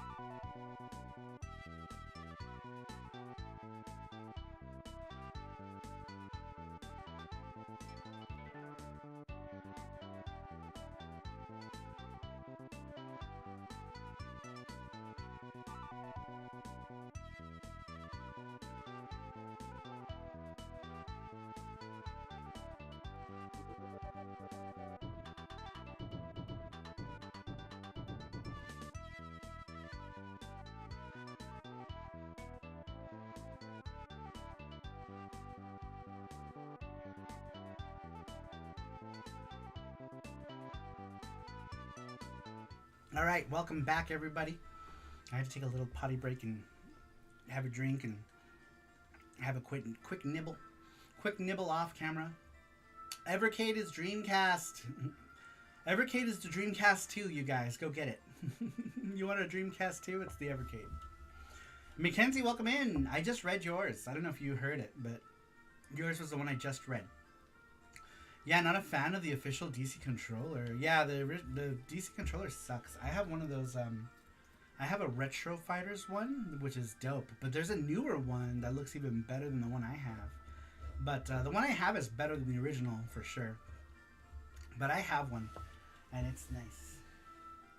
Where is my Retro Fighters controller? Maybe I can find it. Welcome back. Welcome back, Mackenzie. Here's the Retro Fighters controller. I like this one. It's cool. The D-pad isn't the best, but it's better than the OG, and that's all that matters. But there's a new one that's like the ASCII pad one. I really want that one. I want to get it. I want to get it. I want to get it. Glad to be back, Jesse, says Mackenzie. Or DS. What do you guys... According to Amazon, sometimes Evercade is Dreamcast. Yeah, or Nintendo DS. You're right, Matthew. That's so funny. But anyhow. We're going to do Gachapon. We're going to do Gachapon, you guys. We've already entered everyone. Thank you for those who entered. Maybe remove that Gleam link now. Yeah. Remove it. Remove it. We're done. Okay. All right, you guys. Here we go. This is the Gachapon. If you want to make it bigger, you can. You can make this. Oh, this, yeah. Screen bigger. Why can't I don't understand why I can't get because that mouse is ass. Rage, says Gordos. No, it's this other box. Was this there all there it was is. left? I only got a little bit. Hold on, let me get you some more. 1 second. No, it's okay. It's okay. No, Are you let's sure? do this first. Yeah. Okay. Okay. We're gonna shuffle it 1, 2, and 3. You ready? Here we go, guys. Good luck, everybody. Nuffy. Enough. Oh. Oh, it's Gabe, but he's not here. But he's not here. You have to be here. Just gonna remove him. Gabriel, we'll give him a minute. Yeah, we'll give it. Maybe He might be still hanging around. He might be listening. Gabriel, are you here? Yeah, for Gachapon, you have to be here, unfortunately, because you have to pick a number. Is it the Wheel of Morality? Whatever happened to the Wheel of Morality, Jesse? Wheel of Morality, turn. No, he's not going to be here. He went to sleep. Yeah. He goes to sleep early because he works like at 5 in the morning. Oh. Okay, so I'm just going to shuffle again. All right, we'll get 1, 2, 3. We'll get him a sandwich. Yeah. Gabe is my name. Is Spanish for Mackenzie, says Mackenzie. All right. All right, here we go. Good luck, everybody. It's going to be... Oh, Matthew! It's Matthew. It's Matthew. Matthew R. All right, Matthew. Congratulations. You are the winner. Pick a number between. Rigged. He says 2. All right, he picked 2. number 2. Shake it all violently. I know. I want to just throw it up against the wall. I know, right? Slam it on the floor. Let's do that next time. Just set it on fire. Congratulations, Matthew. You are winner. Winner. As a Mexican, I can say Mackenzie is Gabe. If he gives me half of the winnings, says Unibase. Come out. Why are you stuck? This one's stuck. Why are you stuck? Why are you stuck? There it is. Oh, There it is. This is a weird. Ball number 1 is this thing right here.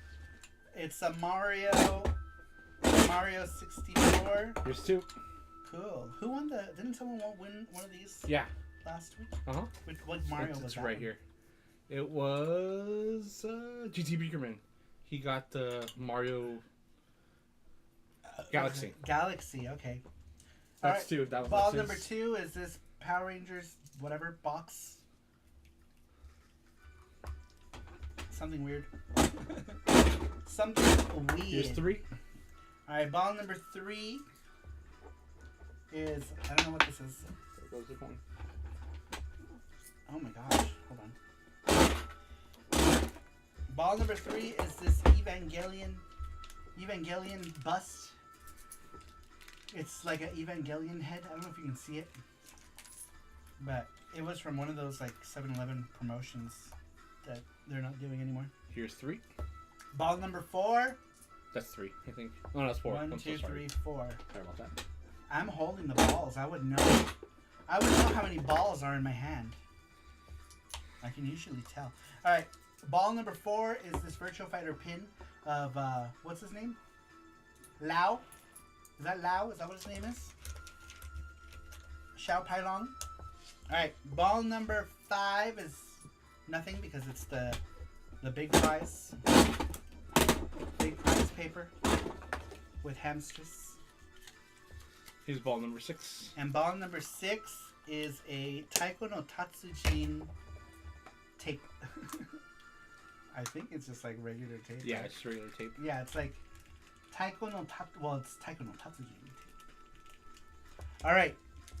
Since you are a member of the Saru Crew Elite, you can pick from any of these balls, except the big prize, obviously. So you have 5 balls to pick from. You have the Mario acrylic Mario 64. Yes. Mario 64 acrylic Evangelion bust head standee, whatever the fuck you want to call it.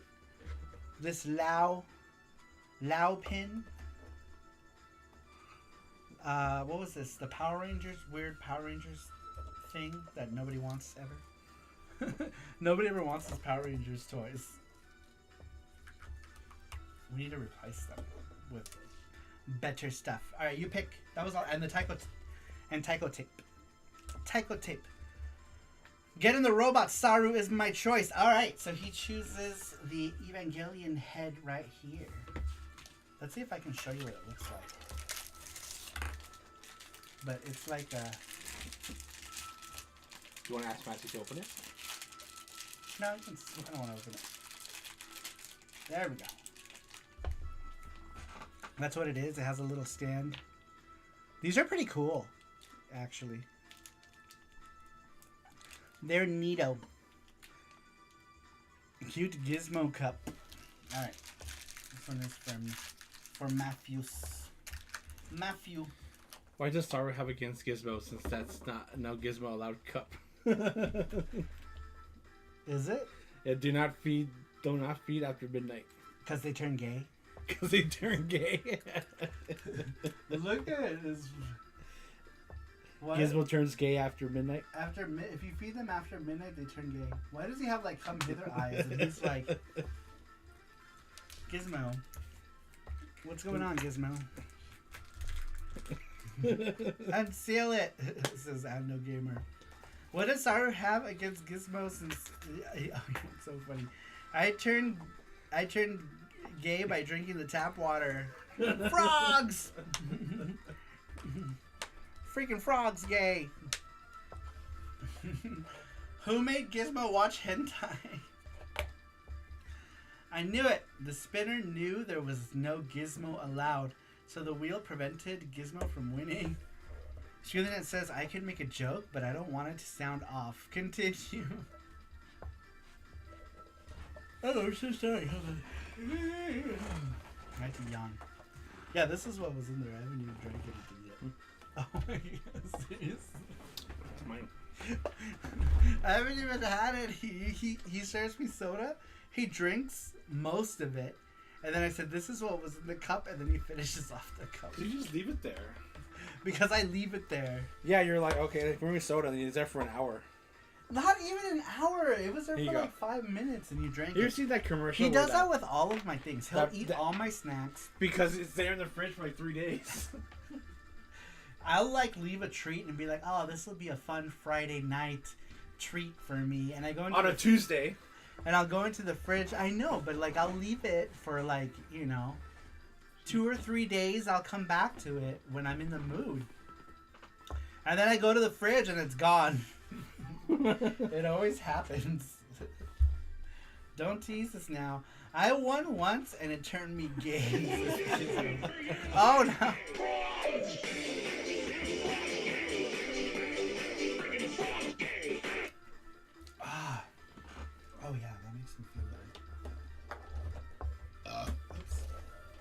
lost the Power Rangers one. Oh, okay. Who cares? Yeah. That one sucks. You can just leave it there. That one sucks. Alright, I'm gonna pizza, I think. I'm pretty full. It was good though. Yeah. I really liked it. So big ups to Matthew again. Thank for you, the Matthew. Pizza. For the pizza. Pizza was delicious. It was delicious. Panda is food police. Yeah, we ended up getting a thin crust because I really liked the thin crust. And then Jesse got like 8 pounds of crazy bread and some other bread. What did you get? Like regular bread? I got crazy bread. It was free because it was a get bread thing.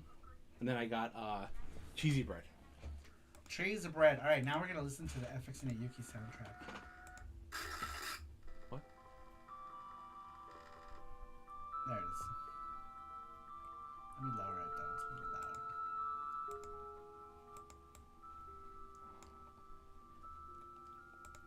Let's see. What's up, Jacob? Welcome, Bort. Don't tease us now. This is why I'm collecting. Panda is the food police. Does the food police eat everything and leave nothing for anyone else? Just kidding. That's Panda. You ever seen that video where that person leaves like a piece of cake in the fridge and they open it? Monday, it's still there. Tuesday, there. Wednesday, it's still there. And then Thursday, the person eats it. And then like 1 second later, like, I'm about to eat that cake. Because that's Saru. If I don't want to eat my cake immediately, I should have that right. But Jesse will eat it. Jesse sniffs out stuff and he just eats it.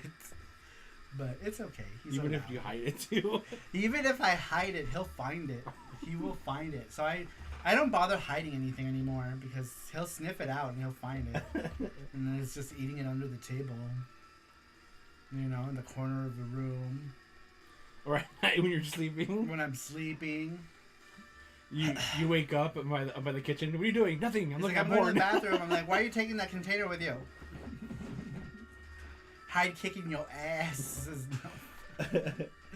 Use Jesse to sniff out truffles. Hide things in the frozen pea bags, says Sweet Lake Sugar. He'll find them. Doesn't matter. No, frozen shrimp bag. He will find them. That's all you gotta do. Just buy a frozen shrimp bag. Gordo Steve says, I will turn this car around. I will crash this car, children. We will all die right now. I won't hesitate to kill us this very second if you don't shut up. I got pissed off once when I bought ice cream, didn't eat it for 3 days. On the 4th day, someone left it melting on the fridge. That's funny. That's what you get. Activated Complex, what's up? He says, hide stuff in the box marked hamdingers. Matthew says, hide the stuff in natto. I tried shrimp today, says Sweet Sugar. Yuck, did you throw up? You tried shrimp today? Like, for the first time in a long time? Were you disgusted? I'm with Jesse. You can have your sea bugs. You have to have them fried. How did you have it? They belong in the trash. How did you have your sea bugs? Your shrimp? Did you have it grilled on the hibachi? No. First time ever. Really? You've never had shrimp before? Ugh. Hibachi grill. Oh, okay. Maybe that's why. Yeah. I don't like grilled shrimp. Is gross. Any shrimp is gross. No, I love tempura shrimp. No. Man, the first time having shrimp and you had it like that. The first time I had shrimp, it was fried. It was butterfly shrimp or coconut butterfly, whatever the fuck. Whatever. Some fried shrimp. I don't know. It was freaking delicious. It was the first time I had shrimp. If I had shrimp any other way, I probably would have disgusted. I think Jesse probably has some sort of like, maybe he's got like some sort of like shrimp cocktail trauma or something. It's know? gross. Like, no. You know, because like Mexicans eat like, you know, shrimp cocktail or something. So maybe when you were little, somebody had like, here's some clamato with shrimp or it's something. It's so funny because like my whole family loves like shrimp. They love shrimp. You know. I love fried shrimp. I think fried shrimp is awesome. I think it's delicious. Tempura shrimp in udon is life-changing, says Activated Complex. I love tempura udon, or just tempura anything, really. You tempura anything, I will eat it. Tempura and coconut shrimp is so good, says Matthew. Yum. Regular says if Saru eats natto, Jesse must eat shrimp on shrimp. We did it in Japan. We did it in Japan, yep. I almost threw up. Yeah, Jesse almost threw up. You can see his eyes just watering. I don't know. Did you guys watch that live? I was like, ooh. Yeah, his eyes like watered, and I feel like it came up. I feel like he was. I was like this close, and I'm like, oh my god. I feel like he was gonna throw up. And then for me, it wasn't. It was the smell of the natto that got me. There's a lot of people out there who share that sentiment about natto too, right? I think who was it? I think Scruffy Looking RGB hates natto too, right? Is it? I know it's not Inu base because I feel like Inu base can eat anything. I know.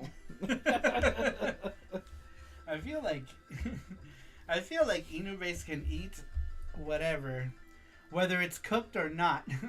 Inu base will eat it. He will eat it while he grumbles.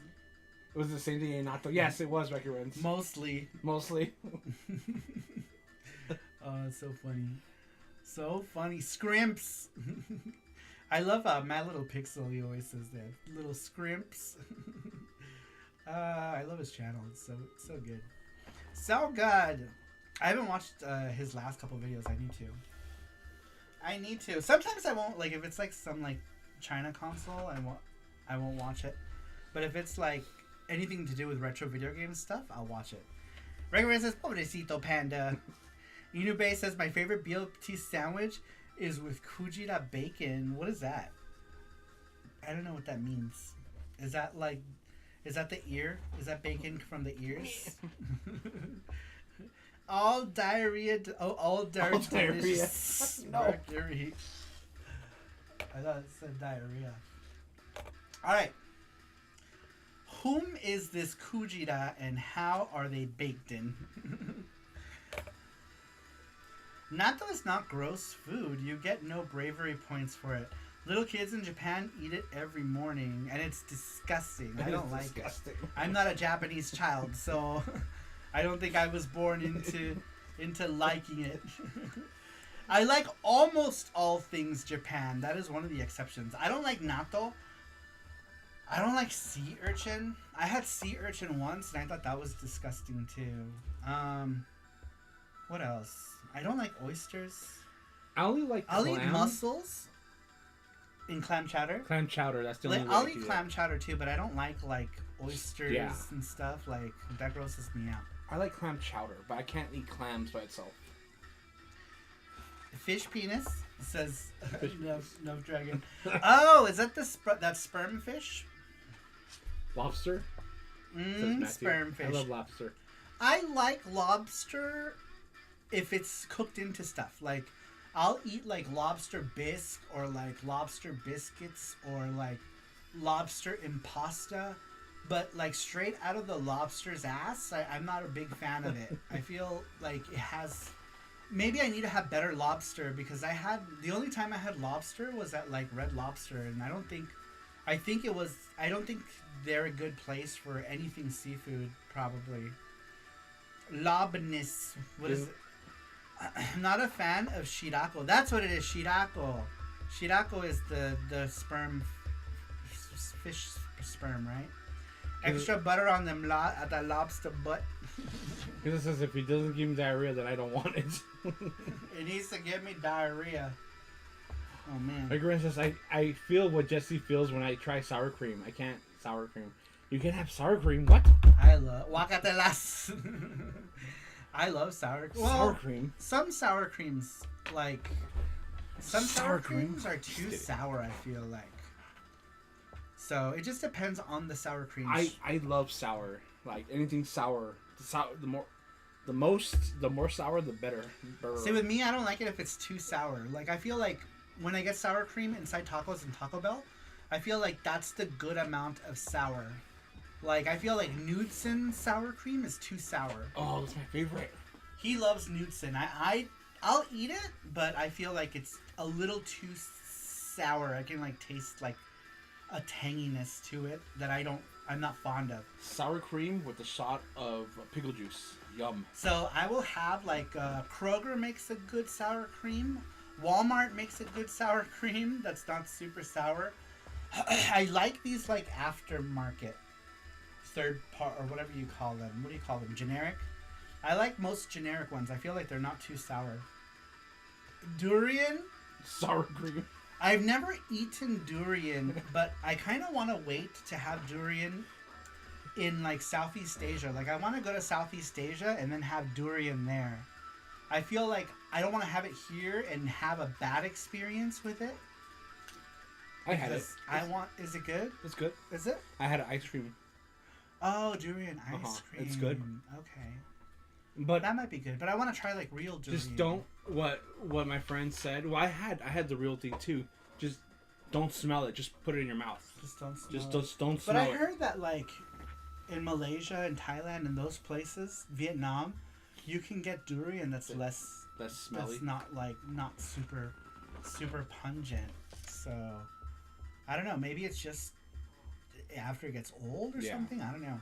That explosive Finnish fish can thing. What do you mean?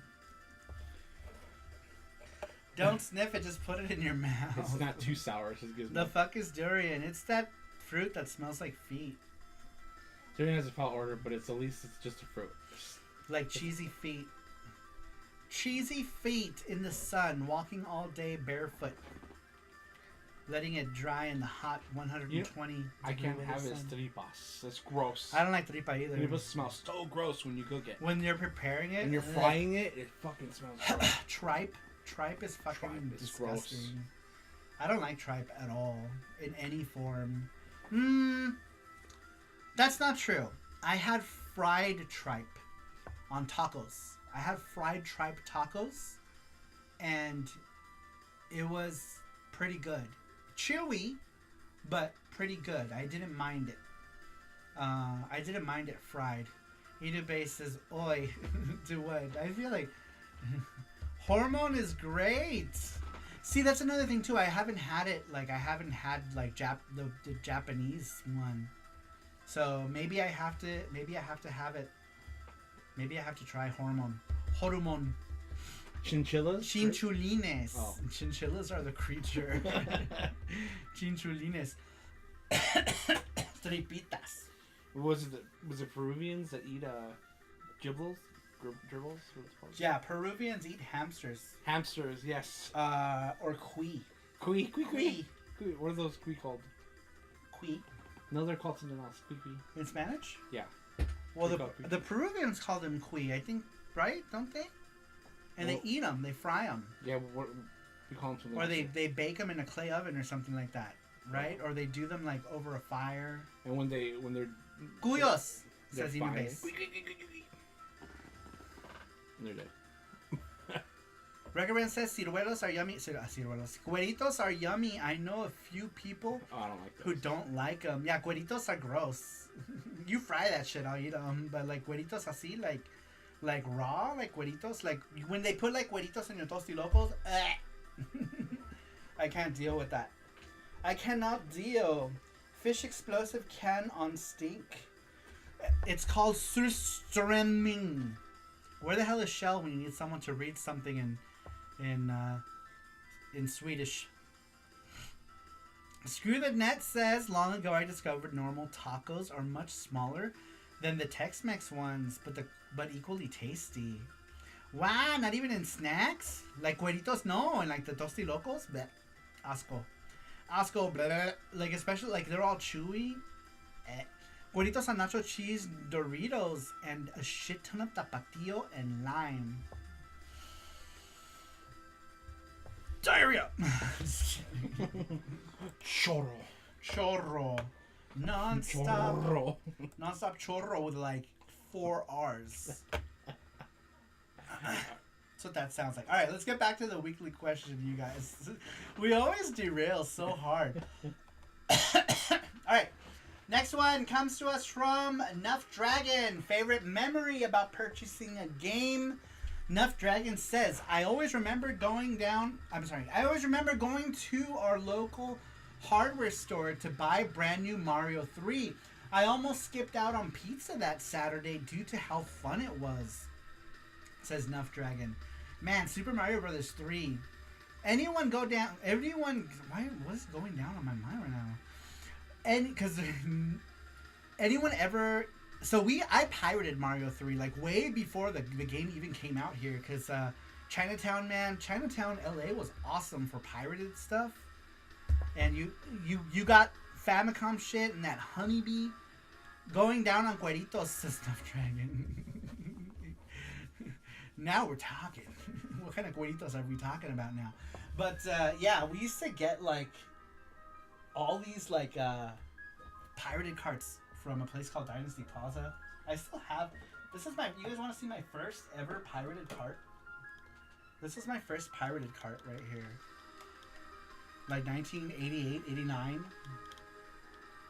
Something like that. That was my very first pirated cart.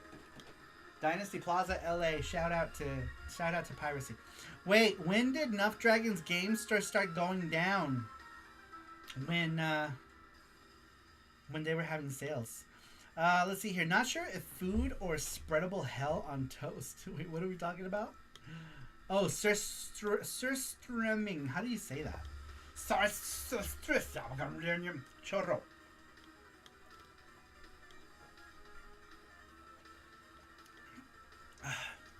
Mackenzie says, funny story, Super Mario Brothers 3 was one of the first games I played on my GBA. At the time, I didn't even know it was an NES game. I just thought it was a Mario game on GBA. Says Mackenzie. I mean, I could see that because they added all kinds of stuff and it was cool. It was cool. They had all kinds of extras, those Game Boy ones. On the Gamer says, time to arrest you, sorry. I'm calling the police. Like, the sexy police? Because I'm fine with that. I'll wait. I will wait! Ando said he's going to call the sexy police on us. The Pope is here! Welcome in! How are you, the Pope? Can you bless this chat, please? Welcome in. Can you bless this chat? He says, I was going to go to bed, but I got sucked into a 3-hour review of Ninja Gaiden Sigma, and I remember I promised to return the bless to the chat, says the Pope. Blesses the chat. Thank you, Pope. Welcome in. The Pope, he's a Pope, so it was always customary that the Pope blessed the chat, and so therefore he is doing so. Thank you so much. I appreciate it. All right. Let's go ahead and get to the next one really quick here. The Johnny graphics, do I still have it pasted? I do. If you guys check out this podcast, if you're a TG16 PC Engine fan, it's a podcast called House of Hue Cards, hosted by Johnny Graphics. It's very cool. I'm a part of it, and I want people to watch it because if people watch it, he will make more of it. So I've been shilling it. I've been sharing it. Sharing it with the worlds, which is cool. People are watching. Excellent. Excellent. All right, moving on. Back to what is your favorite memory or story about a game purchase?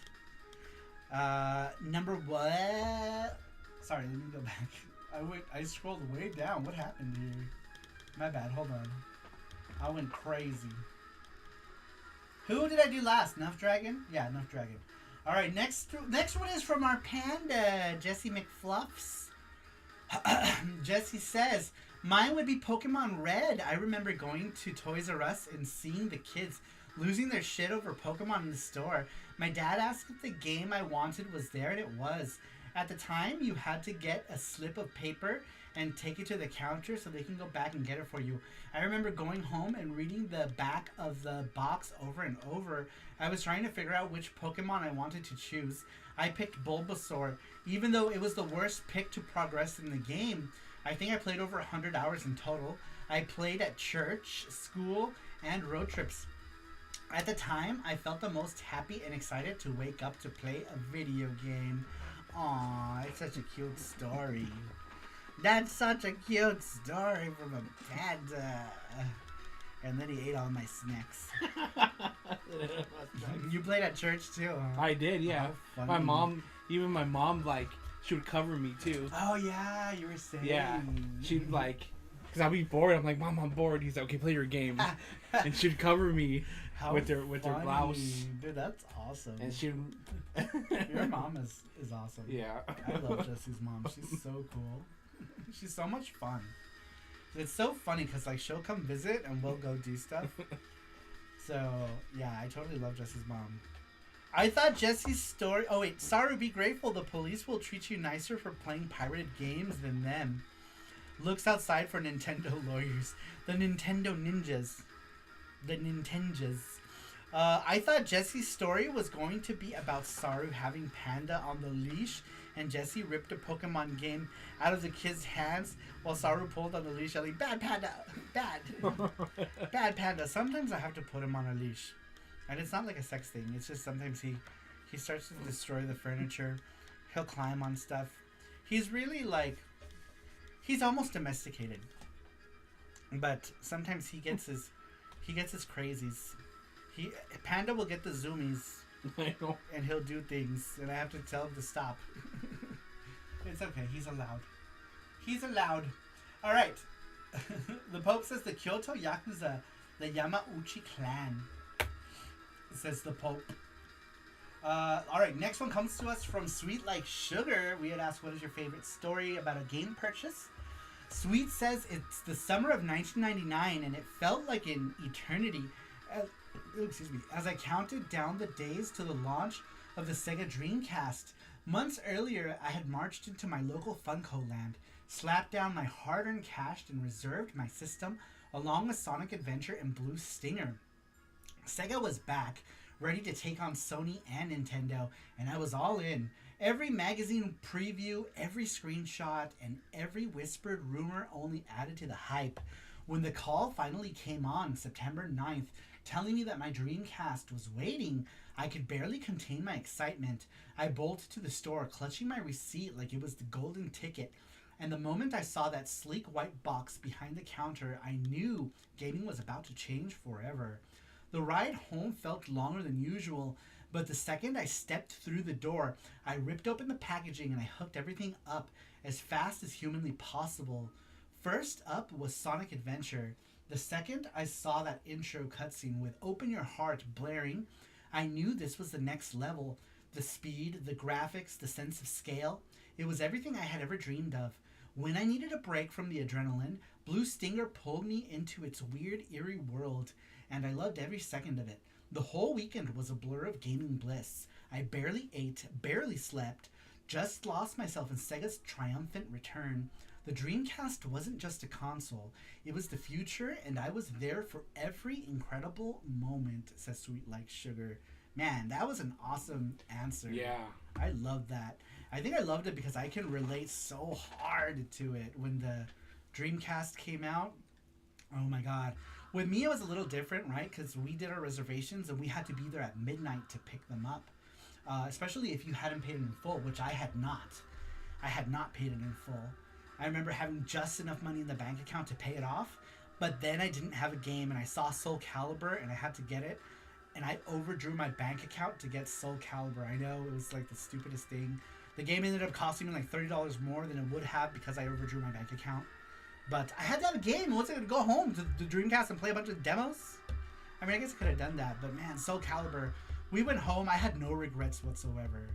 And Soul Calibur was so awesome. So I love that. Yeah, it was a midnight release at Software Etc. at the time. I had got there just as they were calling the names, you know. And the guy was like, he was like, DJ Medina. I was like, that's me. And I remember running and I fell on the floor in front of like 100 people. Yeah, but I didn't care. I got right up and got my Dreamcast. I was like, fuck you all have to wait. I don't care. Sweet Like Sugar says, it was $5 or $10 down for me. Yeah, I put down, yeah, you only had to put down like $10 or something. I was paying it little by little, I remember. Because when I went to go pay it off, I had to pay off like half of it still. And I was like, all right, I have just enough to get it. And then they had in the kiosk, they had that like black kiosk with the orange like around the monitor, you know, and they had Soul Calibur playing in it. And I was like, oh, and I got it. I got it, overdrawing my bank account. Oh my gosh. My gosh, Voldo for life. Ship him and Ivy Valentine already. Ew. Ew. Why Ivy? She's my favorite. Dude, Ivy was like damn. That girl's got, she had some proportions, you know what I mean? Like, she had some really big legs. Ivy had some big legs. It was very refreshing, you know, because, like, she had, like, she was thick with, like, 4 C's. She was one of my favorite characters. I loved Ivy. Ivy, who else did I like? Ivy, Xianghua, and Hwang Song-kyung were my favorite. Well, Hwang Song-kyung was pretty much, he was just like Xianghua. Xianghua is his copy, actually. Song Mina, too. I liked Song Mina, which Kalik is just a copy of Song Mina. They vary just a little bit, right? Little variations. But they're almost the same character. Let's see here. PS2 with MGS2 and FFX made me barely sleep at all, says Matthew. Dreamcast demo disc was gold. It really was. Taki from Soul Calibur is also hot, says Screw the Net. Ivy was a dead or alive character that fell into the wrong game, right? That's so funny. Ivy is one of the top hottest fighting game females of all time, up there with Felicia Morgan and Mai Shiranui, and the Mortal Kombat ninja ladies. Really? I've maybe the new Mortal Kombats. I always thought the Mortal Kombat ninja ladies were most plain compared to like all these other characters. But anyhow, dude, Sweets, that was an awesome story. I loved that. Sonic Adventure, huh? Man. Open up your heart. That song. So good. So good. I love this story. You know what? Blue Stinger, though? I never really got into Blue Stinger. I tried to get into Blue Stinger, but I don't know. I couldn't get into that one for some reason. The first Sonic Adventure, though, was crazy. Mm-hmm. So crazy. So crazy to see Sonic in that 3D environment like that, you know, and talking and all kinds of crazy shit. It was crazy. And then Sonic Adventure 2 came out, and it was like, oh my god. It was like so much smoother, too, because remember, it was like 60 frames per second. So it was super smooth. Can I have more? Is there more? Oh, wait, I am. Made me feel much better, by the way. They have been super toned down in the last couple of games. The last MK game where everyone was hot was MK9. I wonder why. I wonder why they do that stuff. Does that have to do with, I don't know. That's the last of it right here. Oh, is it? Okay. Maybe we should go get more 7-Up. Yep.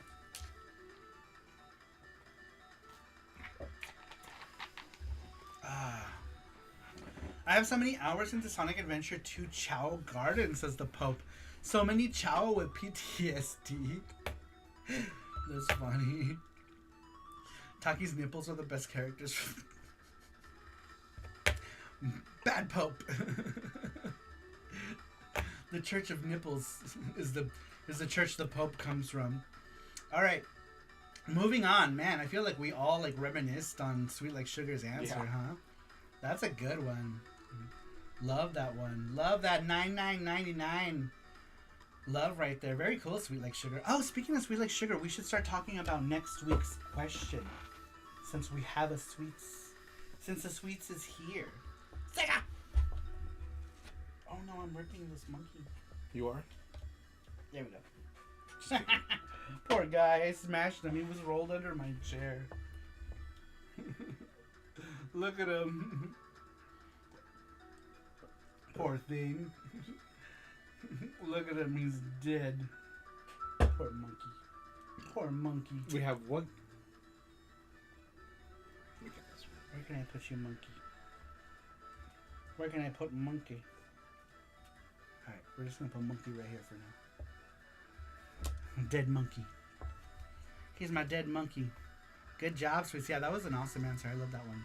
Love that! Mackenzie says, I can't imagine how amazing Sonic Adventure must have been after the heartbreaking cancellation of Sonic Extreme on the Saturn. Yeah, that sucks, man. It sucks that the Saturn never got a proper Sonic game.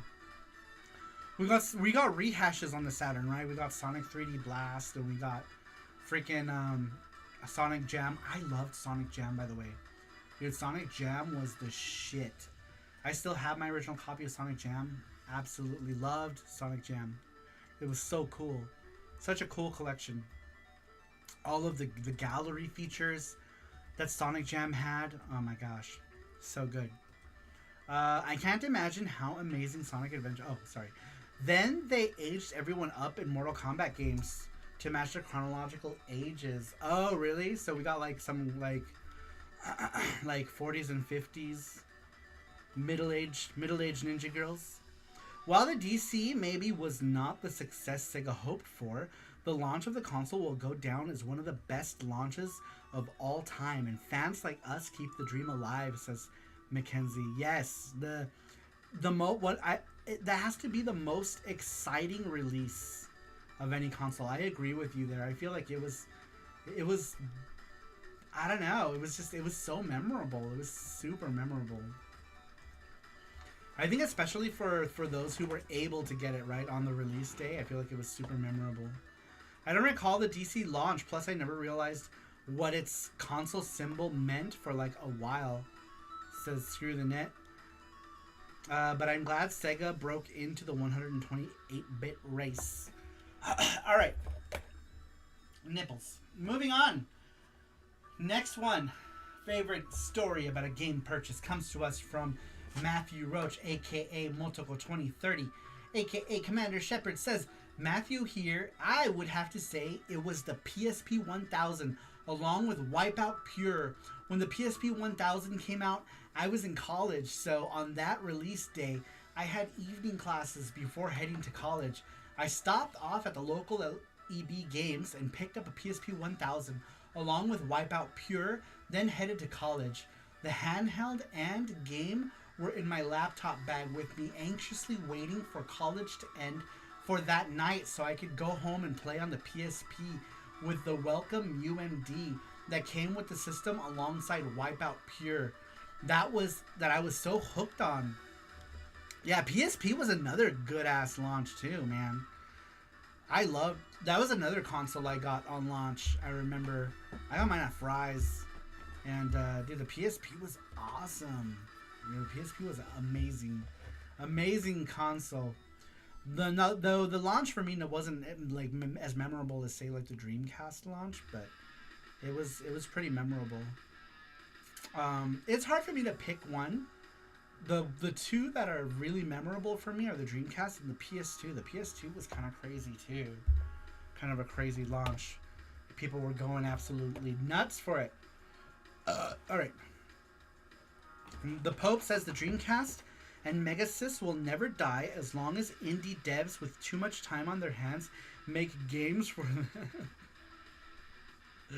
too much time on their hands. I feel insulted. PSSPP is a goated emulator, says the Pope. I've never played PSP on emulator unless the PSTV counts. But I think that's like real hardware, isn't it? Ridge Racer on PSP. Oh my god, Ridge Racer on PSP is my favorite. The first one. I'm not too fond of the second one, but the first one is awesome. I love the first one. Another one I really like is the Xbox Ridge Racer 5, I think it is. That one is awesome. I love Ridge Racer 5. All right. Let's see. Moving on. Next one comes to us from Randrick. Randrick says, I'm not sure why, but I will always remember that time I got Castlevania Simon's Quest. I was with my parents. We were going to the grocery store, which was in a shopping mall. While waiting for my mom, I went with my dad to an electronics store, and the place was selling games. I see Castlevania Simon's Quest. I'm like, there's another Castlevania game. So my dad bought the game, and I remember opening it, and I started reading the manual as I was sitting on the bench while waiting for my parents to pack groceries. Boring story, I know, but for some reason, I still remember that to this very day. Hey, that's your story, man. Like, we all remember, like, when you're writing that story, you're thinking back of how you felt during that time. And I can name so many times when I felt that same feeling, you know, even in the most like random situations, right? Like you said, it was an electronics store. You know, when my dad bought me Bubble Bobble, that was an electronics store, and he grumbled, you know, to get it for me, but he still got it for me, and that's a memory that I'll always remember too about it. So, you know, that's your memory. But Simon's Quest though, man. When I first played Simon's Quest, I didn't like it at all, and then I ended up loving it. I don't know what happened. I started collecting all of Dracula's body parts. You know, his rib bones, his liver, his heart. His heart was the last one, right? You had to like kneel down at the rocks at the end. Dude, that was so hard to figure out. Because I don't know how were you supposed to figure that out? Like how were you supposed to figure that out? Seriously. Let's see. Xbox got R Racing Evolution 360.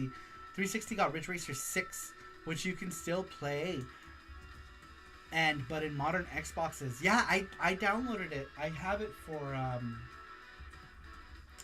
Xbox. Is it 6? It might be 6. I don't remember. Yeah, it is 6. I'm stupid because 5 was the PS2 one. That one sucked ass. Yeah, I remember. Ridge Racer 5 on PS2 was booty ass. I didn't like that one at all. It looked better, but I didn't like it. It was like, yeah, it was okay. It was whatever. It wasn't terrible. It was just like, but the Xbox one was pretty awesome. I have Ridge Racer PSP games for my PS4. They re-released them for the PS Store for PS4 and PS5 users. Really? Oh, so you can play PSP Ridge Racer on PS4? That's pretty dope. I have a PS TV, so I don't really have to worry about that. But that's awesome. If I didn't, dude, that would be awesome. Love that one. Something horrible night to have a curse, says GG Beakerman. What a terrible night to have a curse. Mackenzie says, anytime my dad got me a game, it was like, you better do good in school or else your game and consoles go bye-bye. Really? Inubay says, yeah, Thursday nights are better for cursing. Somebody fired off some nitrous. Oh yeah, that was the thing, right? Someone fired off nitrous. I think that was the thing in the game. Ridge Racer 64 is now on Switch Online. Ridge Racer 64 is it's a bit special. It doesn't have any good music. Dude, all the music in Ridge Racer 64 sucks ass. Did we think of a question for Sweets? Yes, we have a bunch of them. Yep, I already have it ready. Yeah, Jesse's gonna start pasting them. Is Sweets here? I'm gonna start pasting them because last time I pasted, Sweets got the first one. So yeah, start pasting them. Yeah, you have to do it one by one. You can't do. Let's see if I can do 2 at a time. Oh, you can probably do all of them. I can't. Oh yeah, just hit enter there. Shift enter. Yeah, if you do shift enter, it puts it on a second line, so it's not all like one paragraph. All right, those are the first 2. Number 1 is, what's a bad game that you try to convince yourself is good but is not? It didn't do it. I did shift enter. It didn't do it. Let's see here. Number 2, which game soundtrack make you emotional? Which game soundtrack makes you emotional, maybe, or makes you the most nostalgic? I just copied this from the list everyone was saying. Yeah, we can correct this later. Okay. Number 3 says, who is your favorite video game composer? Number 4 is, who is your cutest game character and why? Which is the game character you think is the cutest, I guess. What game characters are you attracted to, maybe? The wording on that one is weird. We can try to fix it. Number 5, which video game movie adaptation did you love and which did you dislike? What video game sound? And then number 6 is, what video game sound haunts you to this day? I like that one. Yeah, I like that one, number 6. All right, so how do we do it? We can't do polls, huh? No, I don't think so. Can you have that many questions, that many answers? We need Ridge Racer back, but I don't think we will.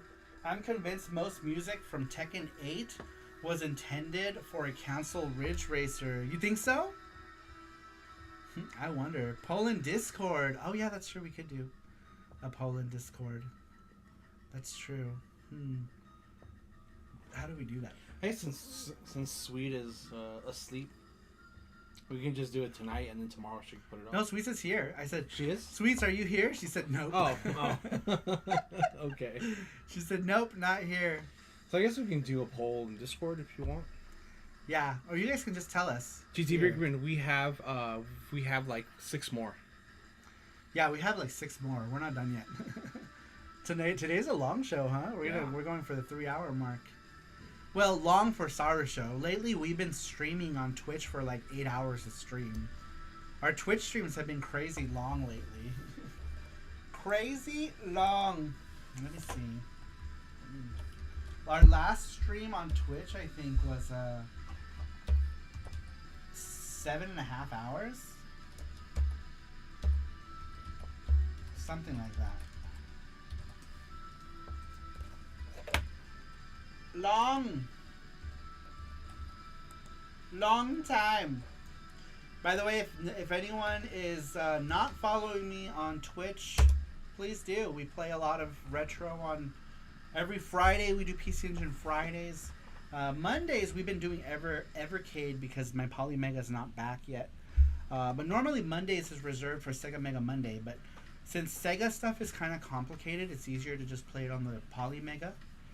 But dang, 7 hours of sitting down. I hate driving, says Nuff Dragon. Yeah, I took no breaks yesterday for yesterday's stream. Yesterday's stream was 7.5 hours, and I didn't take a single break. Today, I didn't even get into 1 hour, and I already had to go to the bathroom twice. So it just depends. Like some days, I'm like, I think from the G Fuel, man, made me weird. No more G Fuel. Yeah, no more. It made me super, like, it made my heart palpitate crazy. My heart felt weird. I felt like I was hyperventilating. And it made me piss like a racehorse. Jesus Christ. Tube ranker. What is that? Oh, how to make a poll? Yeah. What to make poll questions you liked. On YouTube. You can make a poll on YouTube live streams. Alright, let's do a poll while we read them. And you guys can just vote here. I just don't know how long we'll have Sweets. But I guess we can always vote on one, and then Sweets can just do it tomorrow. Yeah. If it takes too long. On your phone. Or we can just fucking pick one. We can just pick one and get it over with. I don't know. What do you guys want to do? You guys want to do a poll? Would that be easier? Alright. Yeah, I fully stopped having G Fuel as well due to the same problem, Saru says Port. Oddly specific horse. What? Man, it like number 1 says Matthew. What was number 1?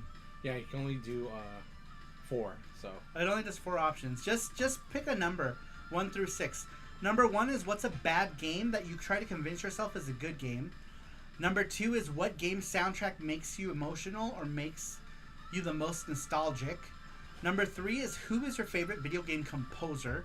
Number 4 is who is your cutest video game character, or the wording of that one is weird. That should be something like what video game characters do you find cutest / hottest. Who do you think is the cutest video game character of all time and why?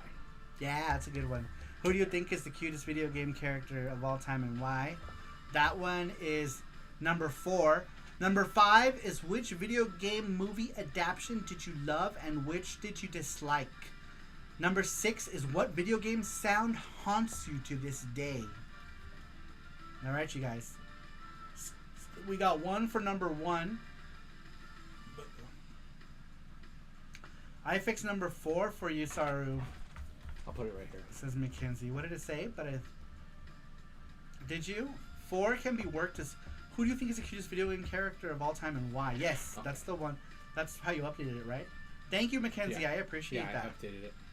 Thank you. Let's see here. We got 1 for 1, 1 for 4, and 2 for 3. 2 for 3. 2 for 4.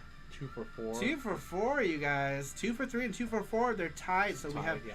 3 is who is your favorite video game composer, and 4 is who is the video game character you find the cutest and why. So Dragons is 4. 3 is favorite composer. 4 is cutest, hottest game characters. Why? Yeah, we can be like cutest / hottest. So it looks like it's gonna be 4. Is it? We haven't done that one in a while, so I guess we can do that one. I choose 7. We had a similar one to that one. I choose 7. Who did you convince yourself is the cutest video game character of all time, but isn't? How funny. Who is that for you? Is that even a thing? Like, people are like, oh my god, my favorite video game character is Big the Cat. Well, he is cute. He is cute. He is a kitty. It would probably be like, oh my god, the cutest video game character is Wart from Super Mario 2. So cute. I guess it's all about your perception. Alright, so what do we have so far? We have 1 for number 1. We have 1, 2, 3 for number 4. And 2 for number 3. Yep. Alright, so are we done? Is there any... And 1 for number 2. Just to reiterate here, number 2 was... what was number 2? You have the list open, don't you? Number 2 is... So I don't have to scroll up. Yeah. Number 2 is which game soundtrack made you emotional or made you more nostalgic? Okay, which soundtrack makes you emo? 6. 6 1 for 6. haunting game sounds. 1 for 6. I like 6 too. That one's cool. But it looks like that we'll have to do that one another time. But I like that one as well. Number 4. Looks like number 4. Looks like number 4 has the most. They're all good questions, says the Pope. Froggy, where are you, Froggy? All right, number 3. Beakerman said, "Oh, you already answered earlier." Yeah. 3. 3. Yeah. What We was got you 3 down. again? I forgot. What was it? Hold on. Favorite Who's your favorite video game composer? All right, so far 4 is winning. You guys. 4. Says Scruffy. 4. That's it. 4-1. 4-1. 4-1. Yeah, 4-1. Number 4 is which video game character do you want to bone and why? There it is, right All there. right, that one wins. Who do you think is the cutest video game character of all time? And That why? should be cutest, maybe / hottest, because like maybe people don't identify with cute. Oh, you're right. You know, because then you're thinking like, you know. What is the cutest / hottest? Yeah, because like some people might not identify with cute. How's that? Like this? Yeah. Is that spelled right? Who do you think? Yep, that's right. Go ahead. Okay. That's it. There it is. That's the one. I'm gonna pin Sweet it. Like Sugar, if you're here, I pinned it. that's gonna be next week's, since we're back to the weekly schedule. Very cool. This is too hard, as am I, says Screw the Tits. Number 3 maybe for next week. We could do that. We could just do 3 for next week, yeah, since we got, and then just every couple weeks we can just do voting. Since we got a bunch for number 3. Number 3 was the second one, so maybe we can just do number 3 Next week. after this one. Yeah. We'll do number 3. So Or yeah, we can vote again. or we can vote again. Yeah, voting is fun. It's fun. It's a fun way for us to interact in the chat. So maybe we'll just vote again when the time comes. All right, let's go back to the weekly question. Last one was from who? Randrick. Number 16 comes to us from GT Megaforce, aka Beakermans. His favorite memory story about purchasing a game. He says, I was going a different direction with this week's question. I remember renting games a lot when I was a kid, mostly because we couldn't afford to buy games all the time. Sometimes the game would really suck, but since we already spent the money, we had to play that stinky turd of a game. Clay Fighter was one of those crap games. Slow, not all that fun, definitely not Street Fighter or Mortal Kombat caliber, But damn it, we played it anyways because we weren't going to get our money's worth, says GT Beakerman. That's awesome. I love that. Yeah, dude, the first Clay Fighter was ass. The second one was still ass, but slightly better than the first game. But yeah, Clay Fighter was ass. Hey, but they tried their darndest to make something. They tried their darndest to cash in on that Street Fighter 2 craze, and that was the game that they decided they were going to try to cash in on the Street Fighter craze. Thank you, Clay Sweets. Fighter. Thank you, Sweets. There's the form, all right, and it's updated. Sweets pinned it already too, so you guys can start answering now if you want to. So the question is already there. It's pinned. If you want to start answering it, you can start answering it, and we'll have it. We'll have it for next week. Then you guys don't have to worry about answering it.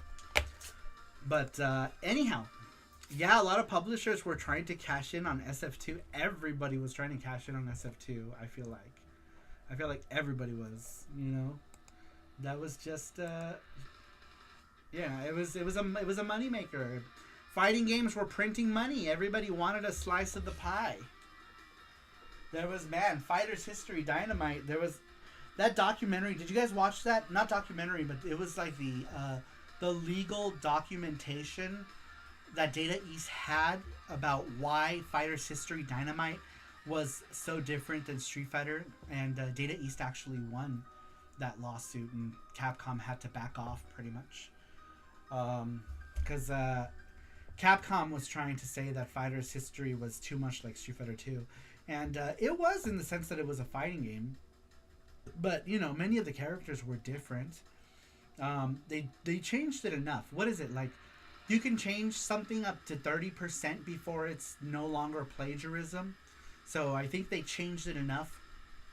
I remember they had like a Japanese girl, right, talking, and she was like, "Today we're going to present why Fighters History Dynamite is different than Street Fighter 2. Let's take this example. Chun-Li is a dirty street fighting whore, but not our character. She's a theater girl, and she has class. Unlike that Chun-Li, who plays on the streets with dirty chickens." Or something. That's how I heard it. That's what I got out of it.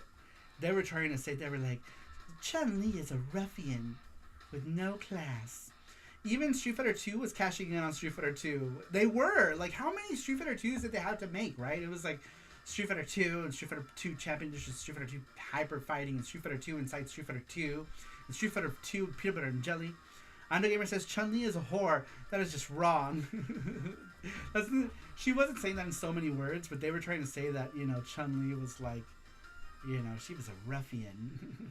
But not our Fei Ling, or what was that? Was it Fei Ling? I don't remember the name of the character. And they're like, she is a classy theater troupe member who practices Wing Chun. Chun-Li never skipped leg day. That's true. You guys gotta watch that video. Let me see if I can find it, and you guys can like watch it later. Let me find it. It's so funny though. Let's see, Data East Street Fighter. There it is. Natsuko Adelman. There it is. That one. That is the. Well, if you haven't seen that, watch it. It's pretty funny. It's pretty insightful, actually. It's a good watch. Actually, I kind of really liked watching that. It was cool. Fighters History versus Street Fighter 2 character comparison lawsuit exhibit video. Man, it's so cool. It's a very cool piece of, I don't know what you would call this, found footage. I don't know, but it's very interesting nonetheless. Give it a watch. Super interesting. All right. Fei Ling was failing. Screw the net. As Chun-Li main. Ouch. I know. I love Chun-Li too. She's also my main in Street Fighter 2 and all of the Street Fighters. I use Chun-Li. When we got to Alpha, I would use Chun-Li, but I would also use like Sakura and Guy. I really liked Guy. Street Fighter Pube. Don't forget, there's even a version of Street Fighter 2 that released on the Switch within the launch of the console. Oh, is there? I don't remember. Is it that one like not 3D, like the one with the redrawn graphics? Looks kind of gross. I don't like it. Looks gross. Let's see here. ScrewTheNet says to push to make fighting games sexier or more violent was amazing in the 90s. Scruffy looking at RGB says that ruffian bitch. She's not a Street Fighter, she a street bitch. Alright, moving on. Next one comes to us from Gizmo. Gizmo says, hello Saru crew, a memorable game purchase for me was buying Tears of the Kingdom. It was not technically a midnight release, but the pickup started with the pre-sales after the store closed. It was fun to see 100 to 150 people show up and wait until we were called in by the group to get our copy. I went with my daughter and also saw an old friend who I hadn't talked to in years, so it was a fun time. There aren't too many games that come out of that have such a big turnout for physical copies nowadays, so it was definitely a memorable part to be part of that experience, says Gizmo. Interesting. Wow, that is probably the answer with the most recent game that I can think of so far. We still have a few more. There might be some other ones, but that's interesting. Was that part memorable because of the game, or was it memorable because you happened to see a person that you hadn't talked to in so long and it was good to reminisce? But yeah, that's interesting. 100 to 150 people, huh? Wow, that seems like a big crowd too. I feel like a lot of like popular things like that always had that many people. When I went to get the Dreamcast, it was like that. It was literally like 150 people, and they were only letting in so many people. So they were calling them, you know, and people were going in. You had to make your purchase, and you had to get out, basically. You got to like go around, and then you got to the counter. You had to know what you wanted, and you were out. Ultra Street Fighter 2. Yeah, that's the one with the hand-drawn graphics, right? Pretty decent. I didn't like how it looked. It kind of looked like a mobile game for some reason. It's like they just took the old frames and drew over them. I'm pretty sure that's exactly what they did, right? They just took the original sprite art and just drew on top of them. They didn't add like any frames or anything. It was basically just a redrawn in HD game. Tears of the Kingdom, I remember like it was yesterday. Oh, how the years go by so fast, says Mackenzie. I mean, it was not that long ago. I get your sarcasm now. All right. Moving on. Number 18 comes from Famicom Collecting. Famicom says, the one memory that stands out for me is getting Pokemon Red and a brand new Game Boy Color for my birthday. Man, I played that game for hours. Countless hours trying to catch them all and trading with friends at school. Later on, my friend taught me how to do some glitches and make all my Pokemon level 100 to demolish the game, but it also gave me a lot of replay value. I don't think the game or memory would have been the same without the social aspect of Pokemon trading. That's true. What do you have to weigh in on that one? Well, I don't know. I like Pokemon trading, but I'm more of a battler. Like, I like to battle. I mean, I don't like to battle. I like to collect more. Collect, yeah. Okay. Because collecting is much better. I don't know. Battling seems kind of boring to me, but I'm more of a collector than battling. I'm a lover, not a fighter. Yeah, basically. That's crazy how many people, like, your memory was, you know, Pokemon, right? And the Game Boy. Like, did you already have a Game Boy before Pokemon? Yes, I did. Oh, okay. See, I didn't. I'm in the same boat as Famicom with that. I remember at the time, for me and my partner at the time, I got 2 Game Boy Colors. And we each got a Pokemon, right? I had Pokemon Blue and he had Pokemon Red. And I had the transparent Game Boy and he had the solid purple Game Boy. And like, we played the shit out of Pokemon.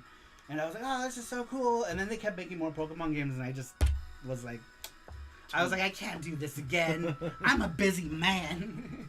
You know, but that was my experience. And Pokemon was the reason I bought a Game Boy Color. So I relate to Famicom Collecting's answer on that one. It was pretty much the only reason that I had gotten the Game Boy. Let's see here. Mackenzie says, but seriously, Tears of the Kingdom is an awesome game. Good choice, Gizmo. Matthew says, Kirby Planet Robobot is set for Nintendo Switch a lot later this year based on a new rumor. Really? Oh my god, that would be so cool. Oh man, I would love that. I would love Planet Robobo. Planet Robobo. Huh? It's the one that came out on 3DS? Yeah, the one where Kirby's in the robot. Yeah. Remember I was showing the Nendoroid? Yeah. Today? They're making a Nendoroid Planet Robobo one. And I want that Nendoroid. I want it! He's like $60 though. So I'm like, man, I stopped buying stuff like that. I stopped buying like frivolous random things. Hydrate. Sorry. I was prime age for the Pokemon craze. Literally everyone was obsessed. How old was I? I was like 18 years old already when Pokemon came out in the Game Boy and stuff. Bring Kirby Robobos to the Switch. I know. If that is true, I hope Nintendo keeps that trend and gives us Kid Icarus Uprising. Can we get Kid Icarus Uprising for the Nintendo Switch after Planet Robobo? Wait, are they doing like a Nintendo Switch Online with that? Because if they do that, that's kind of ass. I want a game. Is it gonna be like Switch Online 3DS? Probably. Yeah, I was like 9, I think. Because I'm not paying for the Online Plus. I'm only paying for regular online to use like online with friends and stuff. I was in middle school when Pokemon already came out. I don't even know how old I was. Yeah, I was like 9, Like, says Famicom collecting. like Great. Way to make me feel old. Matthew says, is that similar to Bo Bo Bo Bo Bo Bo Bo Bo Bo Bo? Man, that cartoon is so weird. Screw the Net says, Pokemon was a thing. I believed I liked the anime first, then jumped on the game within the year. Yeah. Cards too were neat. Yeah, with me it was the game first, and then I started consuming everything Pokemon for a while. I was watching the show. I went to go see the movie in the theater. I bought that stupid M2M single. I don't know why. It was like $3 or something, so I bought it. I was like, that's cool. That song was so dumb. I still have it. No, it's not dumb. What are you talking about? That song was dumb. I love that song. I don't know why I even got the CD. I have the To Be a Master CD. That one was the best. I play that all the time. Have you heard it? Yeah. To Be a Master. It was great. You want to sing it for us? No, there's like 8 songs in that CD. Sing it. I don't know how it goes. What? Which song are you talking about? They're asking for you to sing it because they don't know. Well, which song? To Be a Master. How's it go? I don't know. That's It goes, what people are asking. To be a master. Can't hear you. Pokemon master. I will be rapid. Don't make fun of We me. can't hear you. Shut up. I like how he's singing it so low. You were asking me how it goes. I said no. We want to know. Gizmo says, only reason I got a Game Boy Color was for Pokemon 2 back then. That was like the last hurrah for Game Boy, but it was glorious. Was it? I feel like lots of Game Boy stuff came out after that. I remember I was buying lots of Game Boy Color games after that. Man, when I got a Game Boy Color, the first games I got with my Game Boy Color were Pokemon, Kirby's Dream Land 2, and a game called Power Quest, which was like an odd, like little fighting game for the Game Boy that played surprisingly well. It played really well. Sing it and dance it, Panda. I know Panda doesn't want to sing or dance. Matthew says you have to dance. You have to earn that pizza. Matthew says, to What? me, I You're preferred lying. the We're not reading games. anything. The games. You're stupid. Matthew says, to me, I preferred the games, but I never really liked the anime. All right. We should have done, instead of doing the Picard Charm World, we should have done a goal that Jesse has to put on the panda hat and dance and sing the Pokemon song. No. You have to do it. You have to do it. Honest Trailer saying Street Fighter 6 World Tour is basically Pokemon. Though you can go around challenging the heads of gyms to be very best like no one ever was. Kinda. Yeah, pretty much. The Pope. That's hilarious. That's a funny way. That's a funny way of seeing that. It's basically Pokemon. Oh, that's funny. Sweetnet says the Pokemon anime helped my love of redheads, cute women, Pippi Longstocking too when I was younger, but Misty was that oddly charming tomboy chick that I wished I had in my life as a kid. Mackenzie says I feel very fortunate that I still have my childhood black GBASP. This little guy provided countless hours of entertainment on countless school nights and days back when I was sick, when I was to be sleep, says Mackenzie. Man, we turned on the GBASP the other day and it turned on. I can't tell you the last time we charged that GBASP because I don't know where the fuck the power adapter is. Yeah. For it. We turn it on and when you're bing, and I was like, whoa. That's insane. Like the batteries on those were good. Like long lasting batteries because I don't remember the last time we even charged that SP. It's crazy. Alright, I need a soundtrack. Somebody give me a soundtrack to something fun. It better be good though. To be a master. There you go. Do that. You have to put on your panda hand and sing it. No. Sing anime intros now, Panda. Sing anime intros. Alright. Sing us an anime intro. Right now. Mega Man. We started with Mega Man 8, so which Mega Man would you like? Pokemon. This really sugar. Because we did Mega Man 8 at the beginning of the stream. We heard all of Mega Man 8 at the start of the stream. Pokemon kind of has terrible music. The games have horrible music. Especially the original Pokemon games have some pretty terrible music. Except the battle theme. Actually, no, Pokemon, like, after Pokemon Black and White, they have good yeah, music. I know. I'm talking about the original. Oh, the original. Like, Game Boy Pokemons. Pokemon's like, what? It's amazing. This is really sugar. No. No.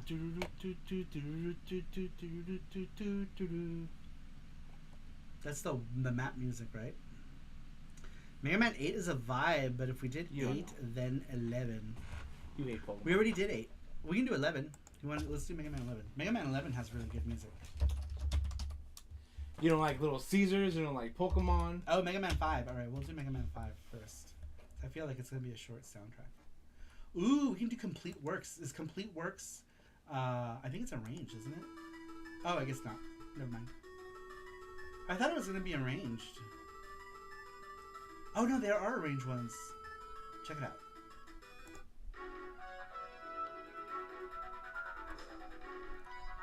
Did anyone ever play those Complete Works? I never knew how to unlock the soundtracks in those Complete Works. Does anybody know? I have 2 of those Complete Works. How do you unlock the soundtrack? Every time I play, it's always the NES music. It's never the arranged music. Does anybody know? Because I don't know. These are game rips, so they took it from the PS1 games, but yeah, I don't know. I don't know how to unlock. I think I have the Mega Man Complete Works, the first one. The second one in a book. And I have one other. I think I have 3. 5 is my favorite Mega Man, says the Pope. Really? Mine is 3. Dude, I'll never forget the day I bought 3. I bought Mega Man 3 at the warehouse. Oh my god. That was a good memory. That was a good memory.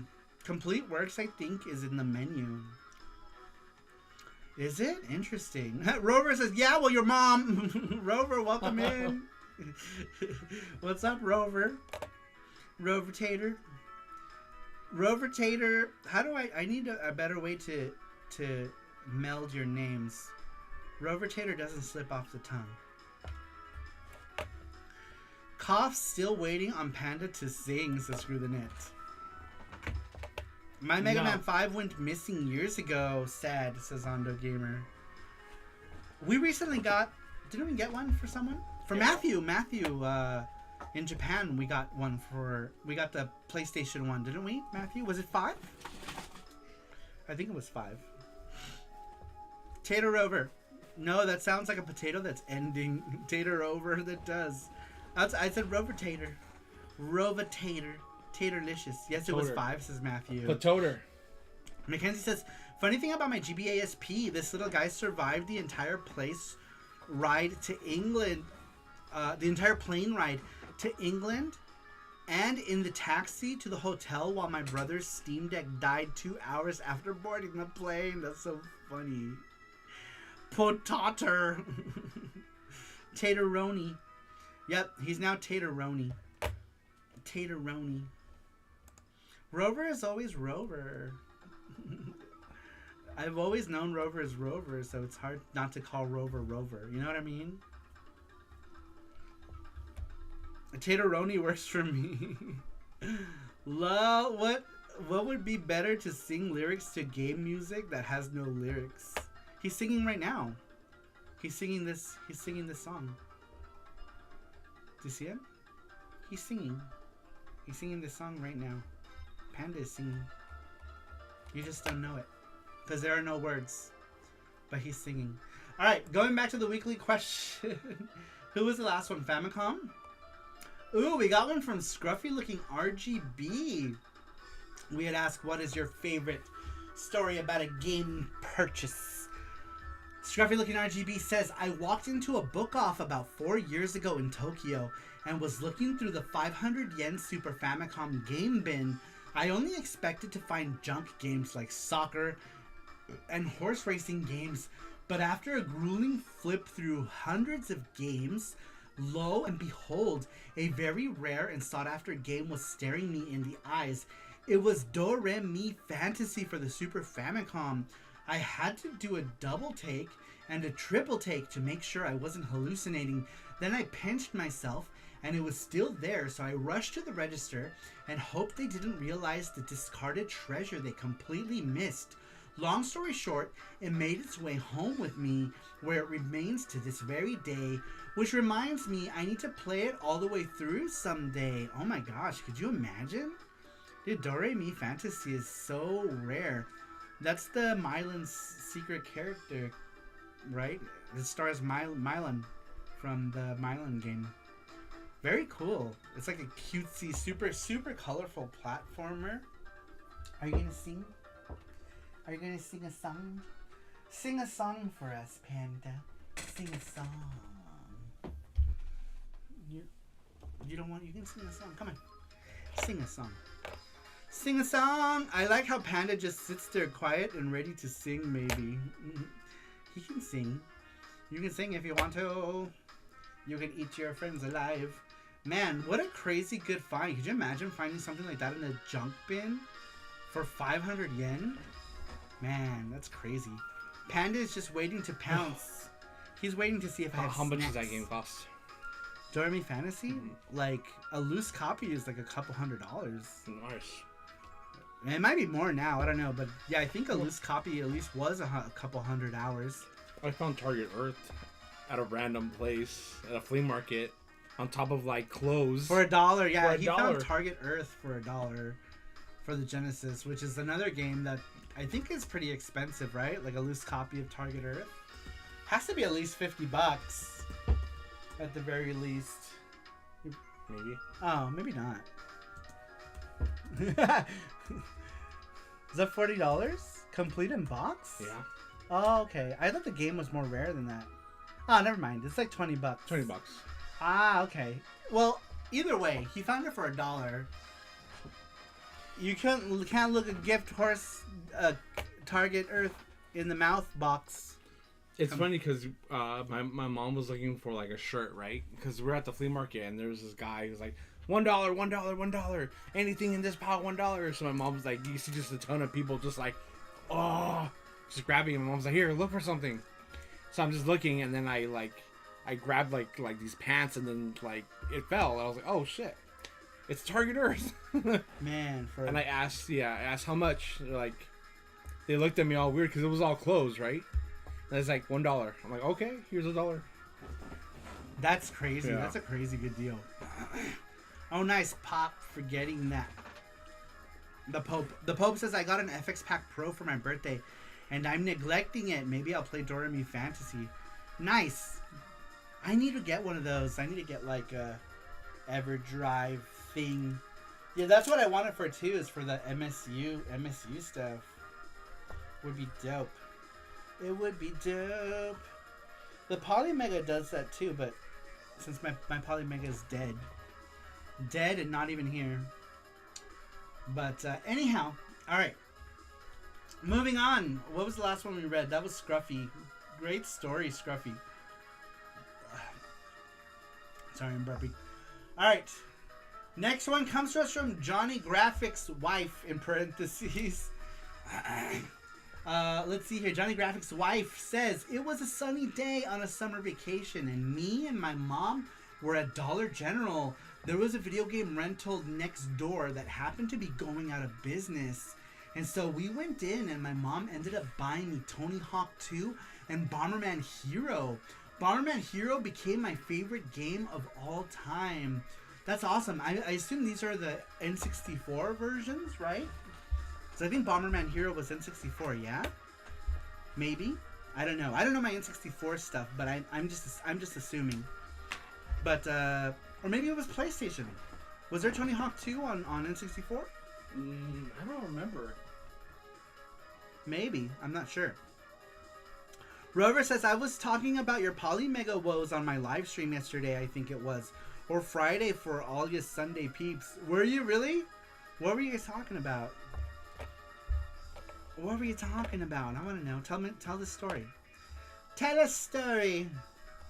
Tell a story. Man, we're almost done. Man, we got, this was a good question, you guys. We got 22 answers. Which great question. This means this was a good question. Yeah. I love that we got so many answers this week. Do you remember Blockbuster went out of business and we were like getting all this stuff? I know. Blockbuster was going out of business, and we bought all these DVDs because they were $1. Come on, you can't like not get DVDs for $1. So we got all these DVDs for $1, but I don't think we watched a single one. No. This was years ago. Yeah, the Blockbuster. This would have been like 2013. 2013. Yeah. Yeah, it would have been like 2013. They were going out of business. So we bought all of these things. Man, we should keep these. Yeah. Should we just put them on eBay or something? Yeah, because they're still sealed. Things, yeah. Yeah. Well, they're not sealed, but they come in these. All those things. Yeah. These things, which is pretty collectible, probably. Yeah. What do we Very have? cool. The only one I want to keep is Final Fantasy, Astro Boy, Cars, Megamind. I bought all like the 3D movie ones. Madagascar 2, Puss in Boots, Jungle Book 2, Tarzan 2. So like this can go, that can go. This Final Fantasy one I might. It's disc 1. What was on disc 2? I don't know. Astro Boy. I might keep Astro Boy. Astro Boy was good. And Puss in Boots. Everything else can go. Madagascar 2, Cars, Megamind, Alice in Wonderland. Yeah, it says 2013 in the back. Wow. That's pretty cool. Make it a Blockbuster night. Blockbuster Video. Wow, you're a homo. That's how the jingle went. You can't blame me. I'd buy that for $1. Let's see here. Mackenzie says it's still kind of crazy to me that Bomberman and the N64 was published by Nintendo themselves. Really? It wasn't made by Hudson or Tosei, maybe? That's interesting. Or published. Who made it though? Did Hudson make it? I think at the time Hudson was going through their issues. So probably Nintendo had to publish it at that time. Let's see here. Mackenzie says, I was sad when Blockbuster went bust. They were something that the younger generation just won't understand. That was my favorite job. I loved working on Blockbuster Video. Blockbuster Video and Suncoast Motion Picture Company were two of the jobs that I had in my lifetime that were my favorite places to work. I had the most fun working at both of those places. So much fun. The most fun I had working at any job.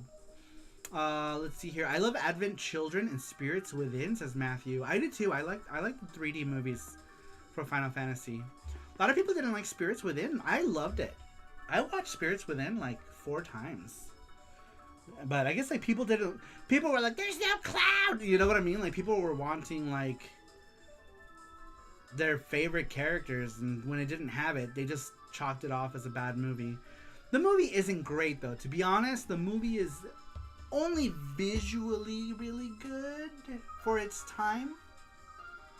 The story does have some weak points. It does have some plot holes, but I did like it. I still enjoyed it. Spirits Within grows on you because Steve Buscemi is hilarious. See, I liked Spirits Within from the get-go. I enjoyed it. I liked it. A lot of people were like, I don't remember the combo precisely, but I had mentioned that your Polymega went fuck washy, and you're still waiting for repairs because they be slow stoolies. I like fuck washy. Let's see. Not just published, Ridge Racer 64 developed... Oh, wait, hold on. What did I miss? About... the first 320 Hawks were on N64, says the Pope. Not just published, Ridge Racer 64 developed it too. Nintendo developed Ridge Racer 64? Damn, that's crazy. Ridge Racer 64 was made by Nintendo themselves. Nintendo was just under a license from Namco. It was Nintendo's approach to fix relations with Japanese developers, publishers, in prep for the GameCube. Interesting. I didn't know that. Is that why the music is so boo-boo ass? Because the music in the N64 Ridge Racer is ash. It's ass washy. Yeah. Needs more plot, as in more booba, says Inu Base. Wait, hold up. I need a cookie. Skitters away momentarily. Alright, next one. That was Scruffy, yeah? Alright, next one comes to us from Johnny Graphics, his wife. Oh no, that was the one we did. Number 21 comes to us from Crazy Cubano. Favorite video game story game purchase. Crazy Cubano says, I probably, at the time, bought a neo-geo AES with 2 games for $250 back in 2009. Really wanted to own the system since I played the MVS a lot back then in the arcades, and the fact that I was able to buy it from a well-respected YouTuber, Luke Morse, made it even better, says Crazy Cubano. Those of you who knows Crazy Cubano, he has a crazy collection of like Neo Geo AES. He has a shit ton of AES games, and I feel like it's like his strongest collection. But I mean, he's really into Famicom right now. He's buying shit tons of Famicom too. But he's always been a Neo Geo guy. He did a lot of YouTube videos like way back in the day on YouTube talking about Neo Geo. When he was just a kid, he did videos on YouTube. I remember him showing me. But man, we've known Gabe for over a decade now. Over a decade now, yeah. Yeah, we've known him for a while now. That's we crazy. met him in like 2014. Yeah, you're right. Yeah, it was 2014. Yeah, because that's when I was going crazy on the PC Engine forums and Neo Geo forums. Yeah, it would have been 2014. You're right. You are absolutely correct. Final Fantasy VII Remake and Rebirth graphics look so amazing, says Matthew. Peanut Checks, what's up? How are you doing? Welcome. Hearts. All of the corazones. Let's see. Wait, huh? Crazy to think in-game graphics have surpassed CGI, such as those Final Fantasy movies. I know, isn't that crazy? Like, in-game graphics are pretty much like... You don't even need, like... intros and stuff. It's all in-game graphics. East 10 did that, even though I would have preferred East 10 have an animated intro. I really like when Falcom did those animated intros, so I'm kind of sad that East 10 did not have an animated intro, unless it's hidden away like it was with Ark of Nepishtim for the PS2. Is there an animated intro for East 10 and I'm just missing it? Does anybody know? Hopefully East 10 Pride Edition has an animated intro. I was kind of really bummed that there was no animated intro. I believe even East 9 didn't have an animated intro. Was East 8 the last one that had an animated intro? Let's see here. Gabe's butt has 4 white buttons and 2 joysticks, or so I'm told, reliably, says Rover. Neo Geo, Neo Geo. All right, moving on. Next one comes to us from Inu Base. This is the last answer of the night, you guys. And then we're going to turn in because, or not turn in, but we're going to go ahead and close it off because it's already been over 3 hours. Thank you, everyone who stuck around. We still have 20 people in the chat. You guys are awesome. If you haven't hit that like button, please hit that like button. I would really appreciate it. Pretty please. Smash that like button. And once again, there is a podcast, a PC Engine TurboGrafx 16 podcast that we're doing, that I was invited to be a part of by Johnny Graphics, called The House of Hue Cards, a TG16 PC Engine podcast. If you guys can go ahead and check that out. If you guys are into the PC Engine, go ahead and give that a like-see, give it a comment, rub its like button, do all the good things with that. And once again, if you guys are not following me on Twitch, give me a follow on Twitch. We play PC Engine every Friday, Evercade on Mondays. We've been playing a lot of East on the channel as well. So please, if you guys can give me a follow on Twitch, I would appreciate it very much if you're not following. And if you're not following, you do give me a follow. I think I hear it, like, we'll hear it here and now because we have Streamlabs open. And if you're not, if you haven't, please send all your spare slices of pizza up Panda's way. All of the pizza. Thank you again, Matthew, for the pizza tonight. Super awesome. Matthew is awesome. He gifted so many gift subs tonight as well. Not to mention, he gifted a bunch of charms to people. Thank you, Matthew. Matthew's like Santa Claus. Rover says, if you're not a PCE person, then what are you even doing with your life? Rover. That's hilarious. Mackenzie says, I think East 8 was the last one with an animated intro. Even the remaster Oath of Felghana on Switch PS5 doesn't have the animated intro, but CGI. Are you serious? No. Are you sure? Why would they what? No. Really? Oh man, I'm gonna be upset if that's the case. If that's the case, I'm gonna throw this game right in the trash. I'm gonna throw this fucking game right in the trash. But I hope that's not the case. Man, that would suck. Like, seriously, that would suck if that was the case. Quick to Twitch, we're sorry to check. I know. To Twitch, we're gonna go check right now. We're going. No, I'm just kidding, we're not. But we will we'll start that game soon at some time. I'm not sure when, but we'll start it. We'll start it. I think we're gonna do Memories of Celceta first. And then we'll go to Oath and Felghana and Felgugen. Yes, stream till the sun comes up, says Sweet Like Sugar. Sweet Like Sugar, I'm surprised Sweet Like Sugar is still here. This story earned me a lot of hate from Nintendo fans from the biggest Mexican video game forum at the time. True story, says Inu Base. Alright, let's get into it. Last one here. This is from Inu Base, number 22. Inu Base says, I have weird luck on some things. When I was on the line for my pre-order of Final Fantasy Star Universe, the store proudly announced that they got a shipment for the Wii. So I got one just as a sure, why not? Wasn't hyped at all for the Wii, but helped having one for a side gig as a game reviewer. You all know how difficult it became for most people that actually cared for that. I didn't, therefore I got it. The one console I wanted was the PSP. Oh man, an actual literal PlayStation Portable. Impossible to get, but I wanted it. One day I got to a store that had one on display. Hi, do you have a PSP?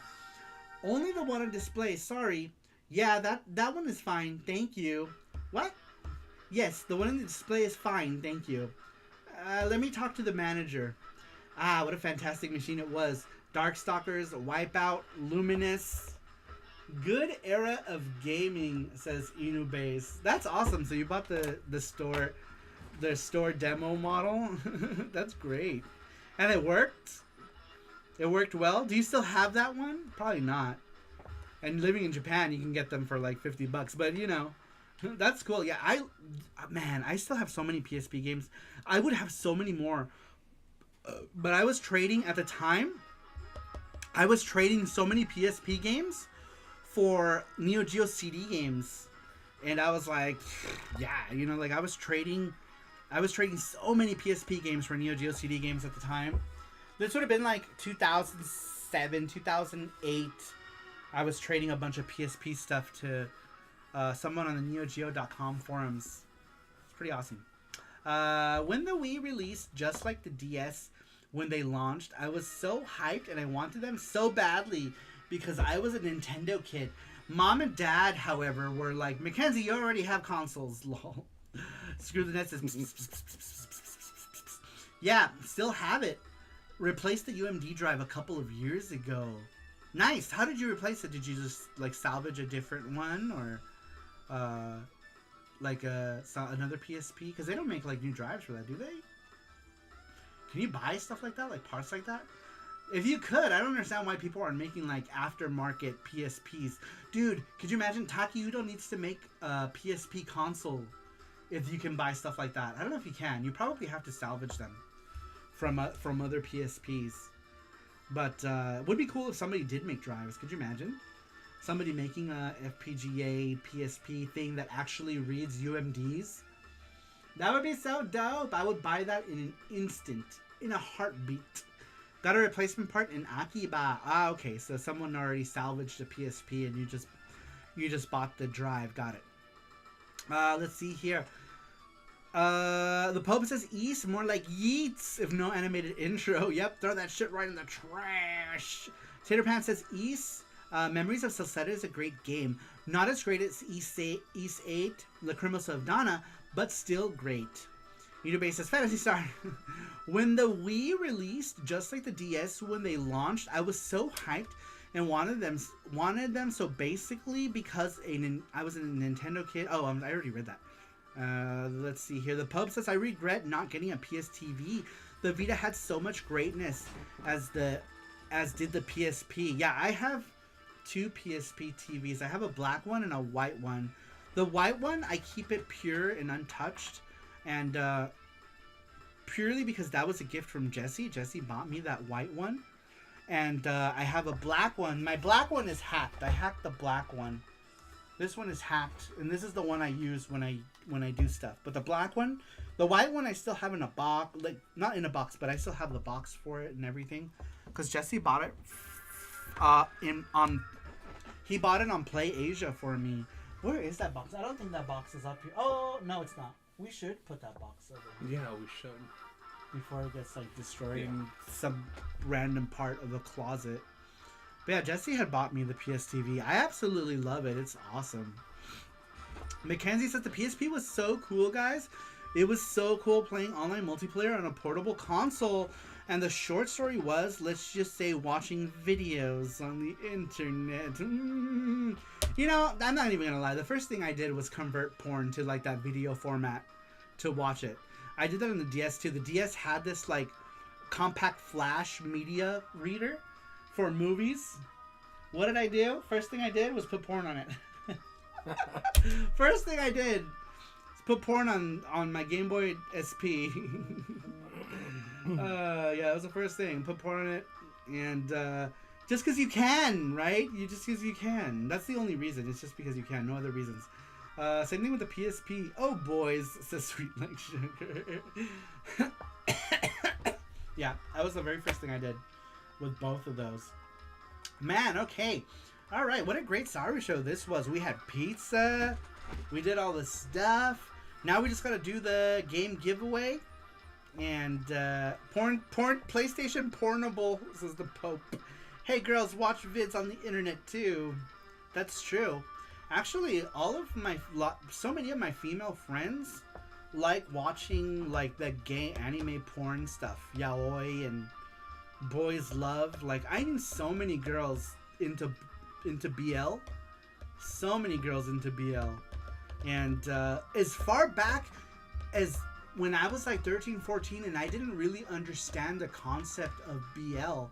And I remember one of my friends, her name was Jae-suk, and she had these Korean BL manhwa. And I was like, I found it and I'm like looking through it. And one of the guys was like pretty, right? And then the one guy was a guy and they were like kissing. I'm like, oh, this is getting good, right? And I'm like flipping through it.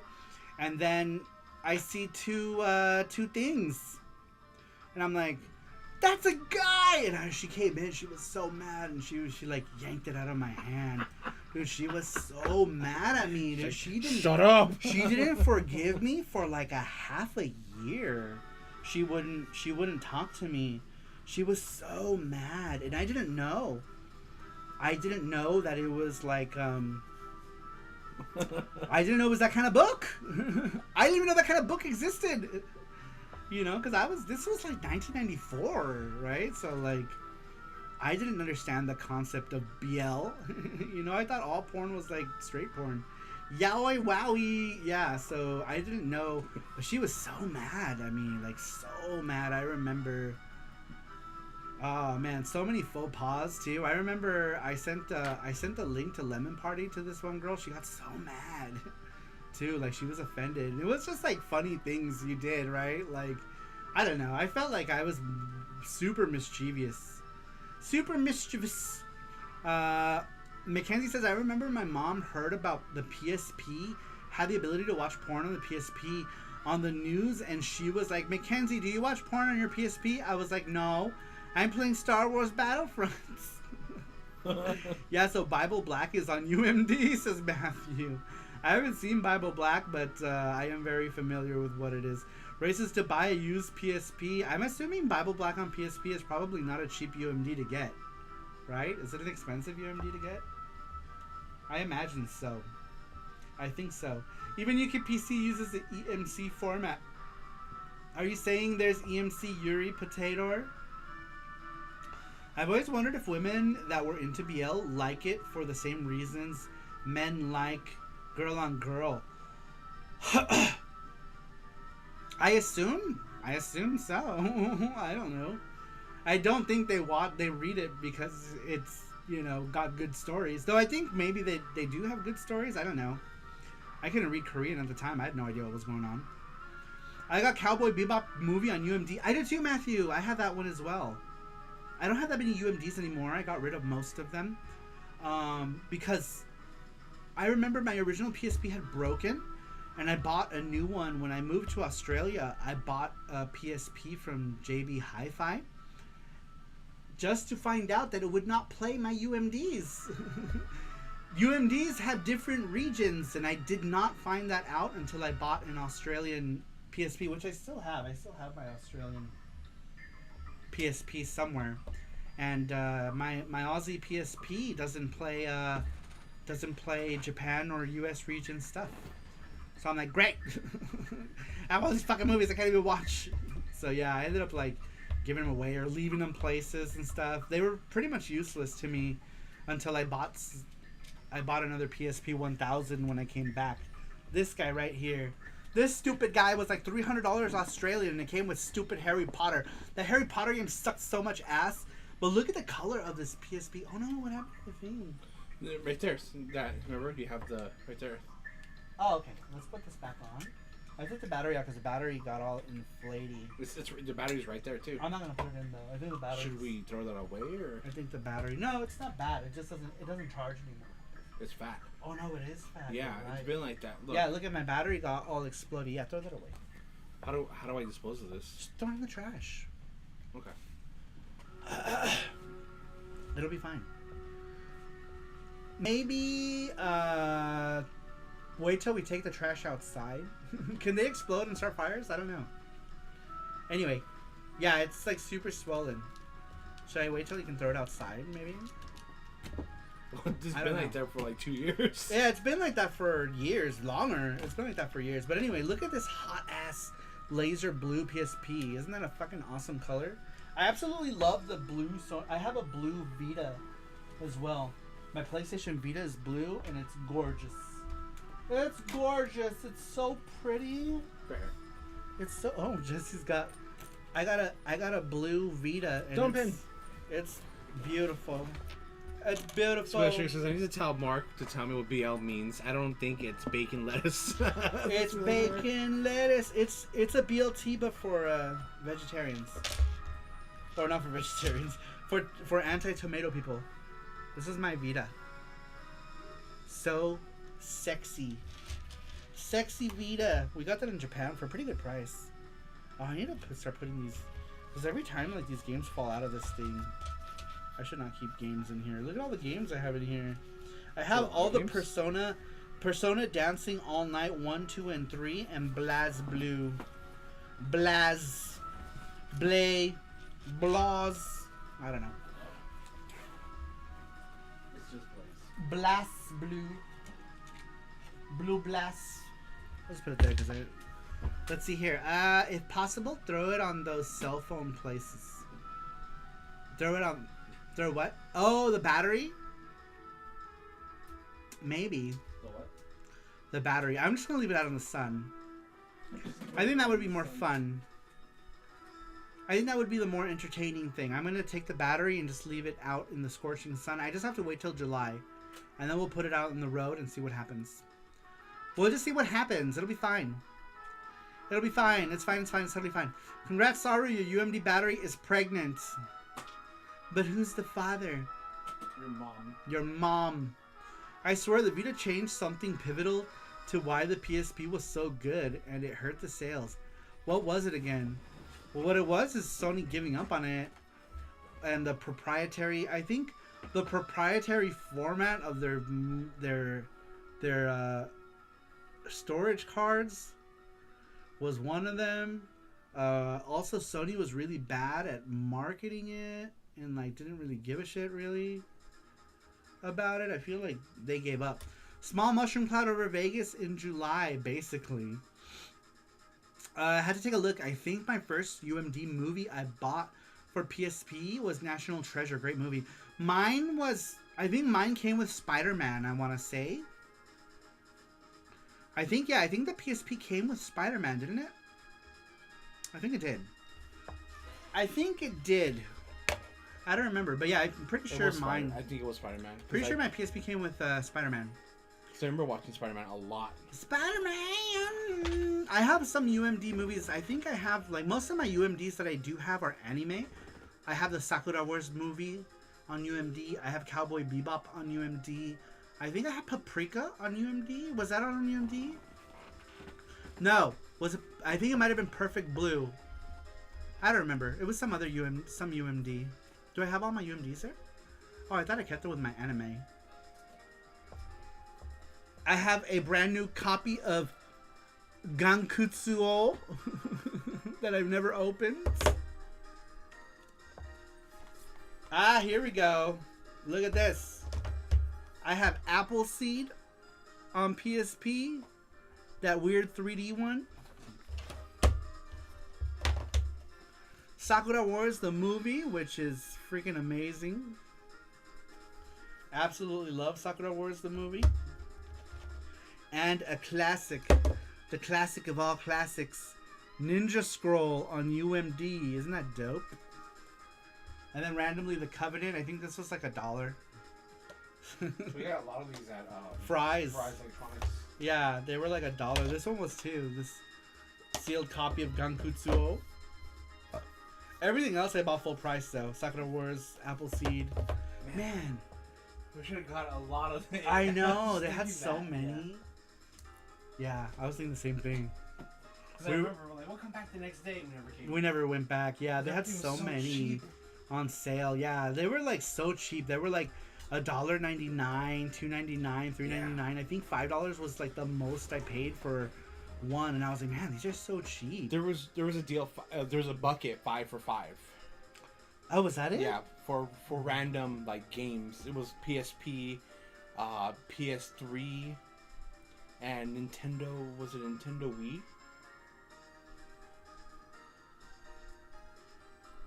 You At remember? Fry's? Yeah, Fry's. Yeah, I don't remember. It was a long time ago, but it was all like baseball games, soccer, and stuff like that. I don't remember. UMD anime, you probably could retire off that. Really? It was in UMD. What was in UMD? All in the bucket. It was just video games. Oh! We're PSP. talking about UMD here. Oh, I'm so sorry. Fry's is dead. Rest in peace, I know. I love Fry's. Fry's is awesome. Are you gonna go look them up? Yeah. UMD. You should look up specific movies. Like look up UMD Ninja Scroll and see what comes up. UMD Ninja Scroll, $45. $40. 20. Looks like about $40 about complete $40. Yeah. for UMD Ninja Scroll. Do UMD Sakura Wars. Scoura Wars. That's Scoura. Scarura. Sakura Wars. Sakura. About $40 too. Alright, now we're gonna do Mega Man 11. All right, you should name the winner. You shut your mouth. Shut your mouth. We're having a good time. We're having a good time. We're partying right now. Alright. Mega Man 11. PSP digital games you could play on Vita, says Matthew. You know what sucks though? Not all games. You can't play all PSP games on the Vita. Like, I have a Tiger and Bunny game, and it's not available on the Vita in any way. And I'm like, man, I could only play this if I played on my real PSP. I have both Tiger and Bunny games. One of them is a cool action game, though. Like an action adventure. Like, there's like these adventure parts. It's cool. And I really like it. But unfortunately, I could only play it on a real PSP. And it makes me sad. I love Tiger and Bunny.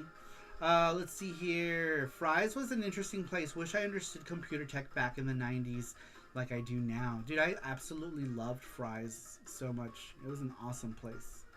Awesome place. I understand Saru why the Vita wasn't, but I think the lack of backward compatibility really hurt the Vita. The PSP had so many amazing games, and not being able to play them on the Vita sucked. Yeah, I think so. Quick Panda, sing the Sakura Wars theme.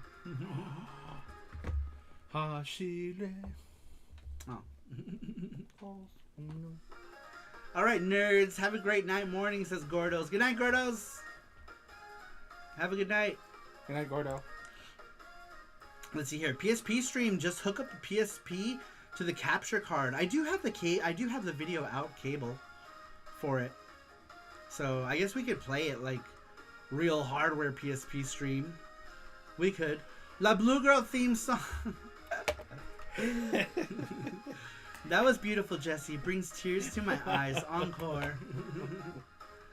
But, alright. Let's go ahead and do... I remember La Blue Girl.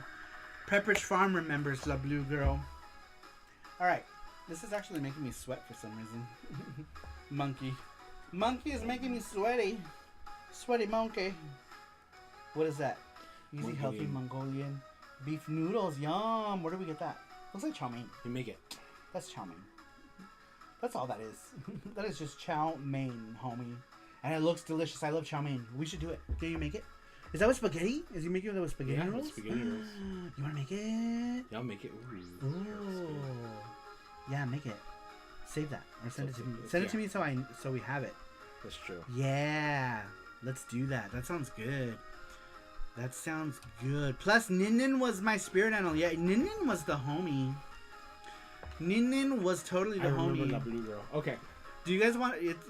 Nyanmaru, it actually takes a lot of inspiration from Nin. If you guys have to know, the original design did. The new one, not so much. But anyhow, don't share that. Anyway, Don't share that. I said it. I regret saying it. All right, moving on. Oh, we know such Saru loves Nin. He was cool, man.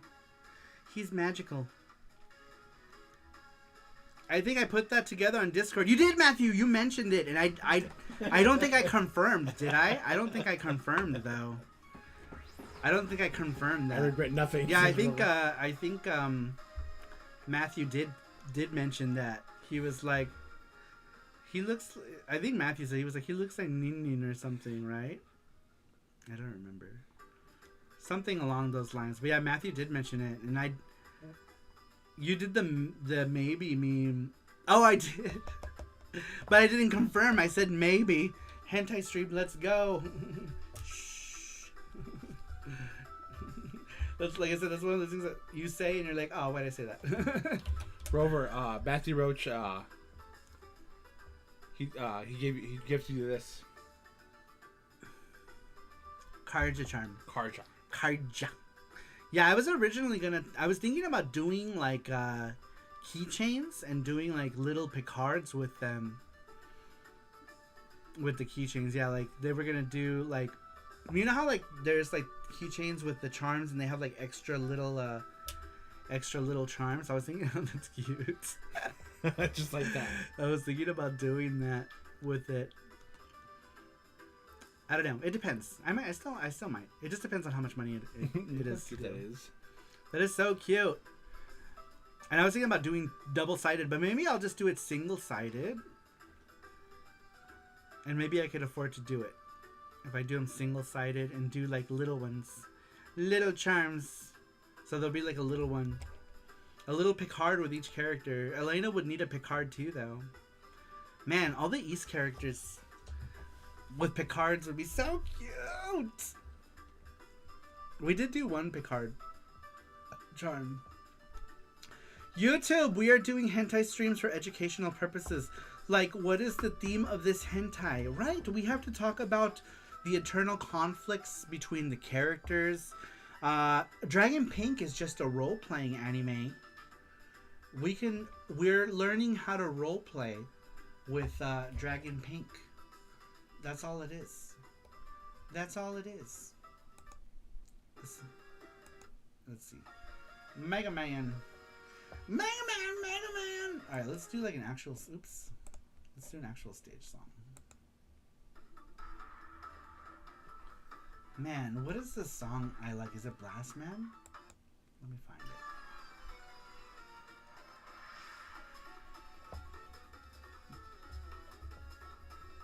So good. Man, Mega Man 11 had some bangers. A lot of good songs in Mega Man 11. Hentai adjacent. Traumatized everyone with Violence Jack stream. Oh no. Man, Violence Jack. There was... What else was there? Man, anime was like a different kind of crazy. Do you guys remember MD Geist? Oh my gosh. I feel like MD Geist was like a whole other level of crazy. And I was like a child when I saw this. I'm like, oh great. Trauma. Genocyber. Man, so many like crazy anime. Like anime was like a whole like different kind of violent back then, you know? Inube says, any dissertation on social issues with the F3 series? Yes. Why are they frantic and frustrated? This is the question that we have to ask. These are important questions. Why? Can you push these guys over here to the side? Yeah. Why are they frantic and frustrated? Wicked City, dude. Wicked City, is that the one with the vagina teeth? I don't remember. I think it was, right? Was Wicked City Shinjuku the vagina teeth one? Where they're about to get on and then it was like, oh my god. Let's see. Violence Jack, Ricky O, Akira, Urotsuki Doji, The Overfiend. That was my first H anime, was Urotsuki Doji. Urotsuki Doji was my first. I thought we were just gonna watch like, I didn't even know, like my friend's like, oh, this cool anime is about demons and stuff. He didn't say it was about demons and fucking, but yeah, we started watching that and I was like, whoa. Okay. I should have known. I had that one friend, right? There was always that one friend who was like, oh, I'm gonna watch this cool anime, it's cool.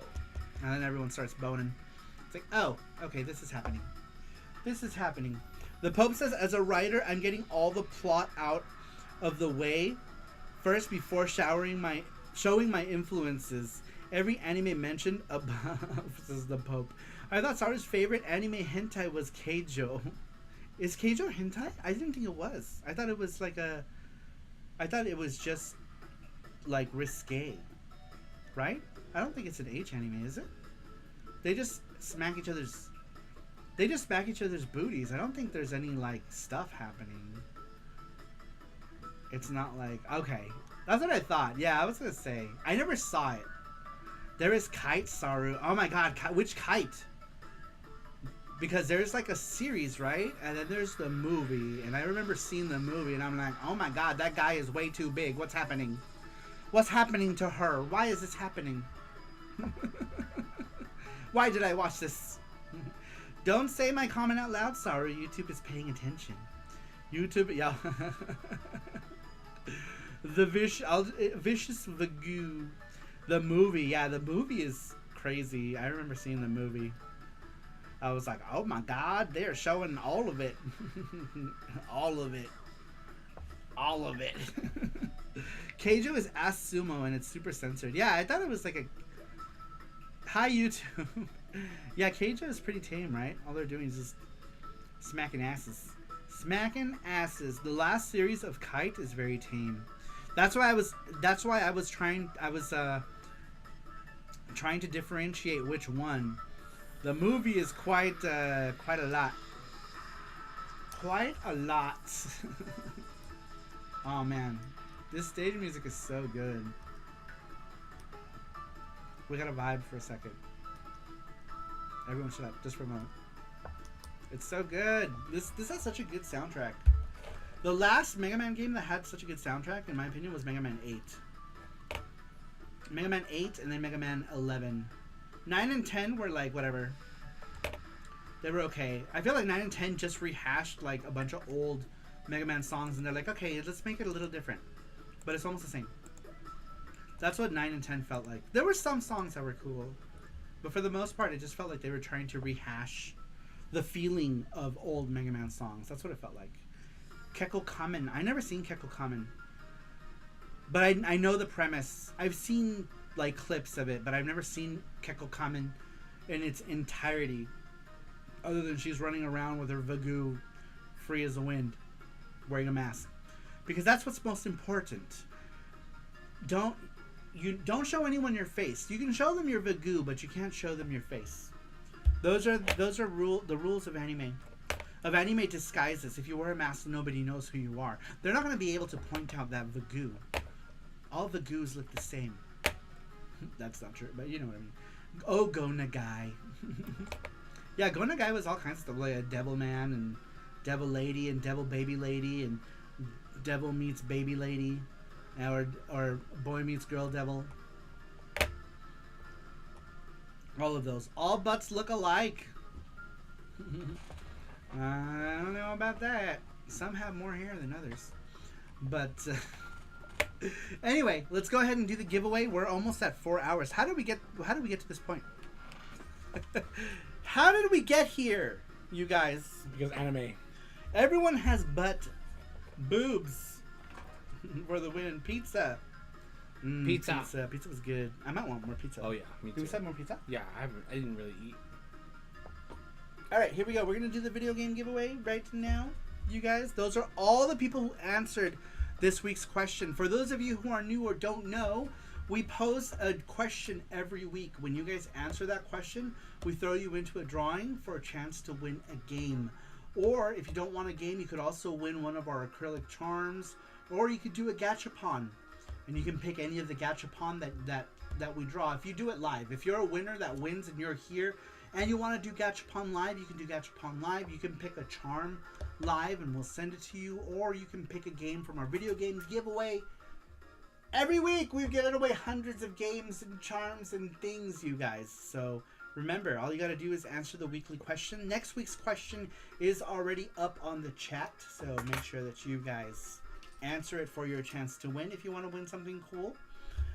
If you're in the continental US, if you're not in the US, we still send you stuff, but we send you like a magnet, holographic sticker set, die cut sticker set, all these things, all these goodies.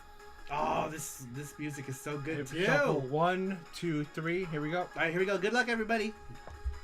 Jesse's trying to get the game, the show rolling. Oh, is it gonna be? Oh, it's gonna be. Oh, screw the net! Screw the net! You are the winner. Screw the net. Screw the net. You are the winner. All right, screw the net. All right, so you can either pick a game from our video game giveaway. You could pick a charm from our charm thing. You can pick one of our Saru Sticker set goodie things. Let me. Not there.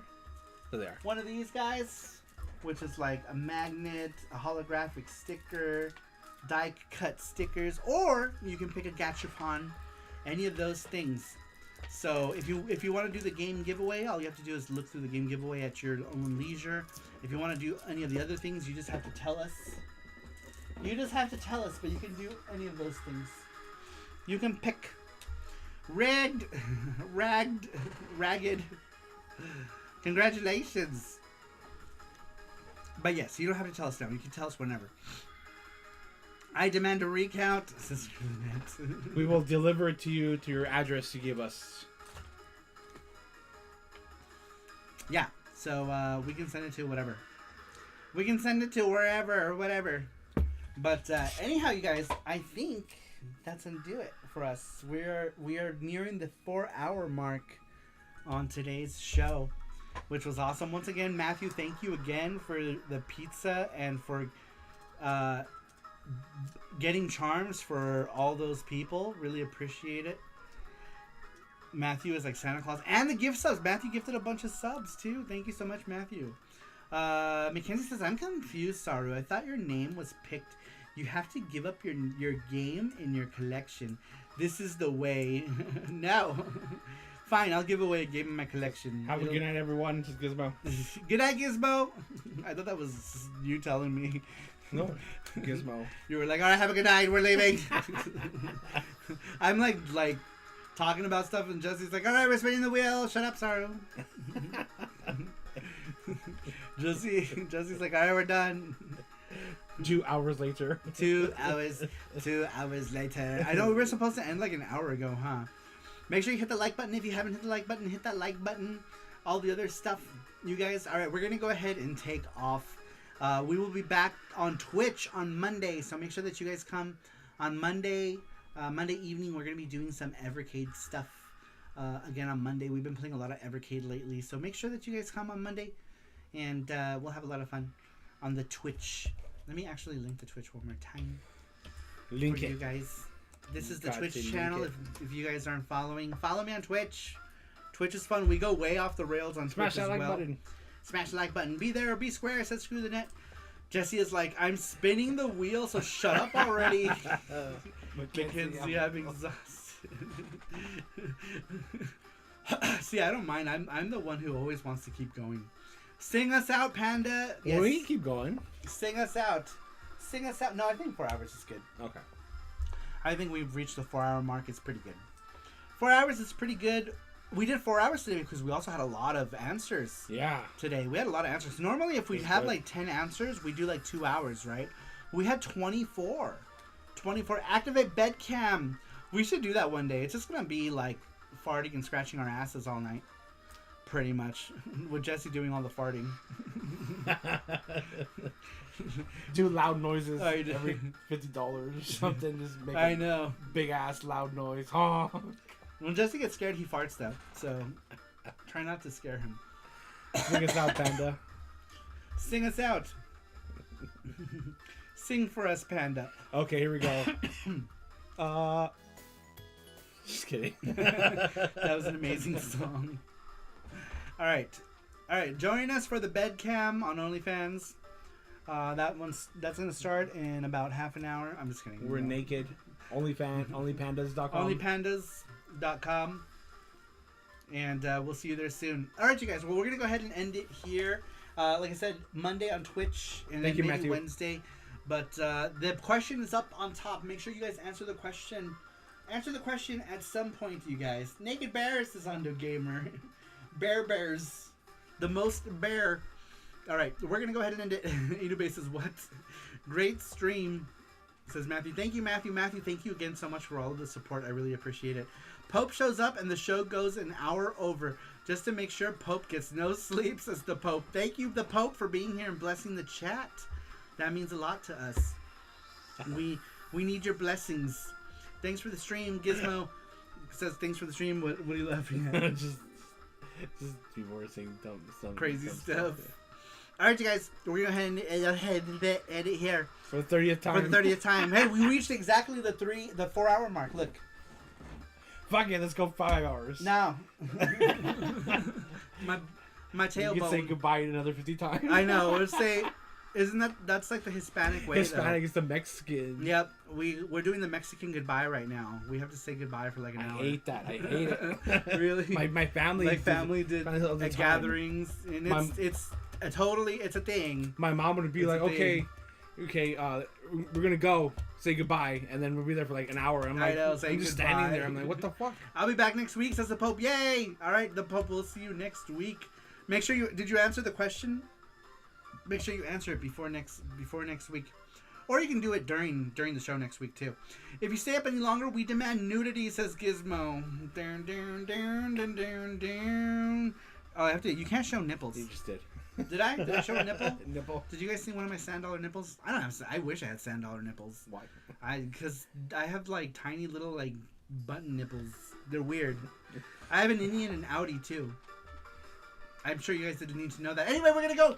Thanks everyone for being here. I really appreciate it. I will see you all next time. Bye bye.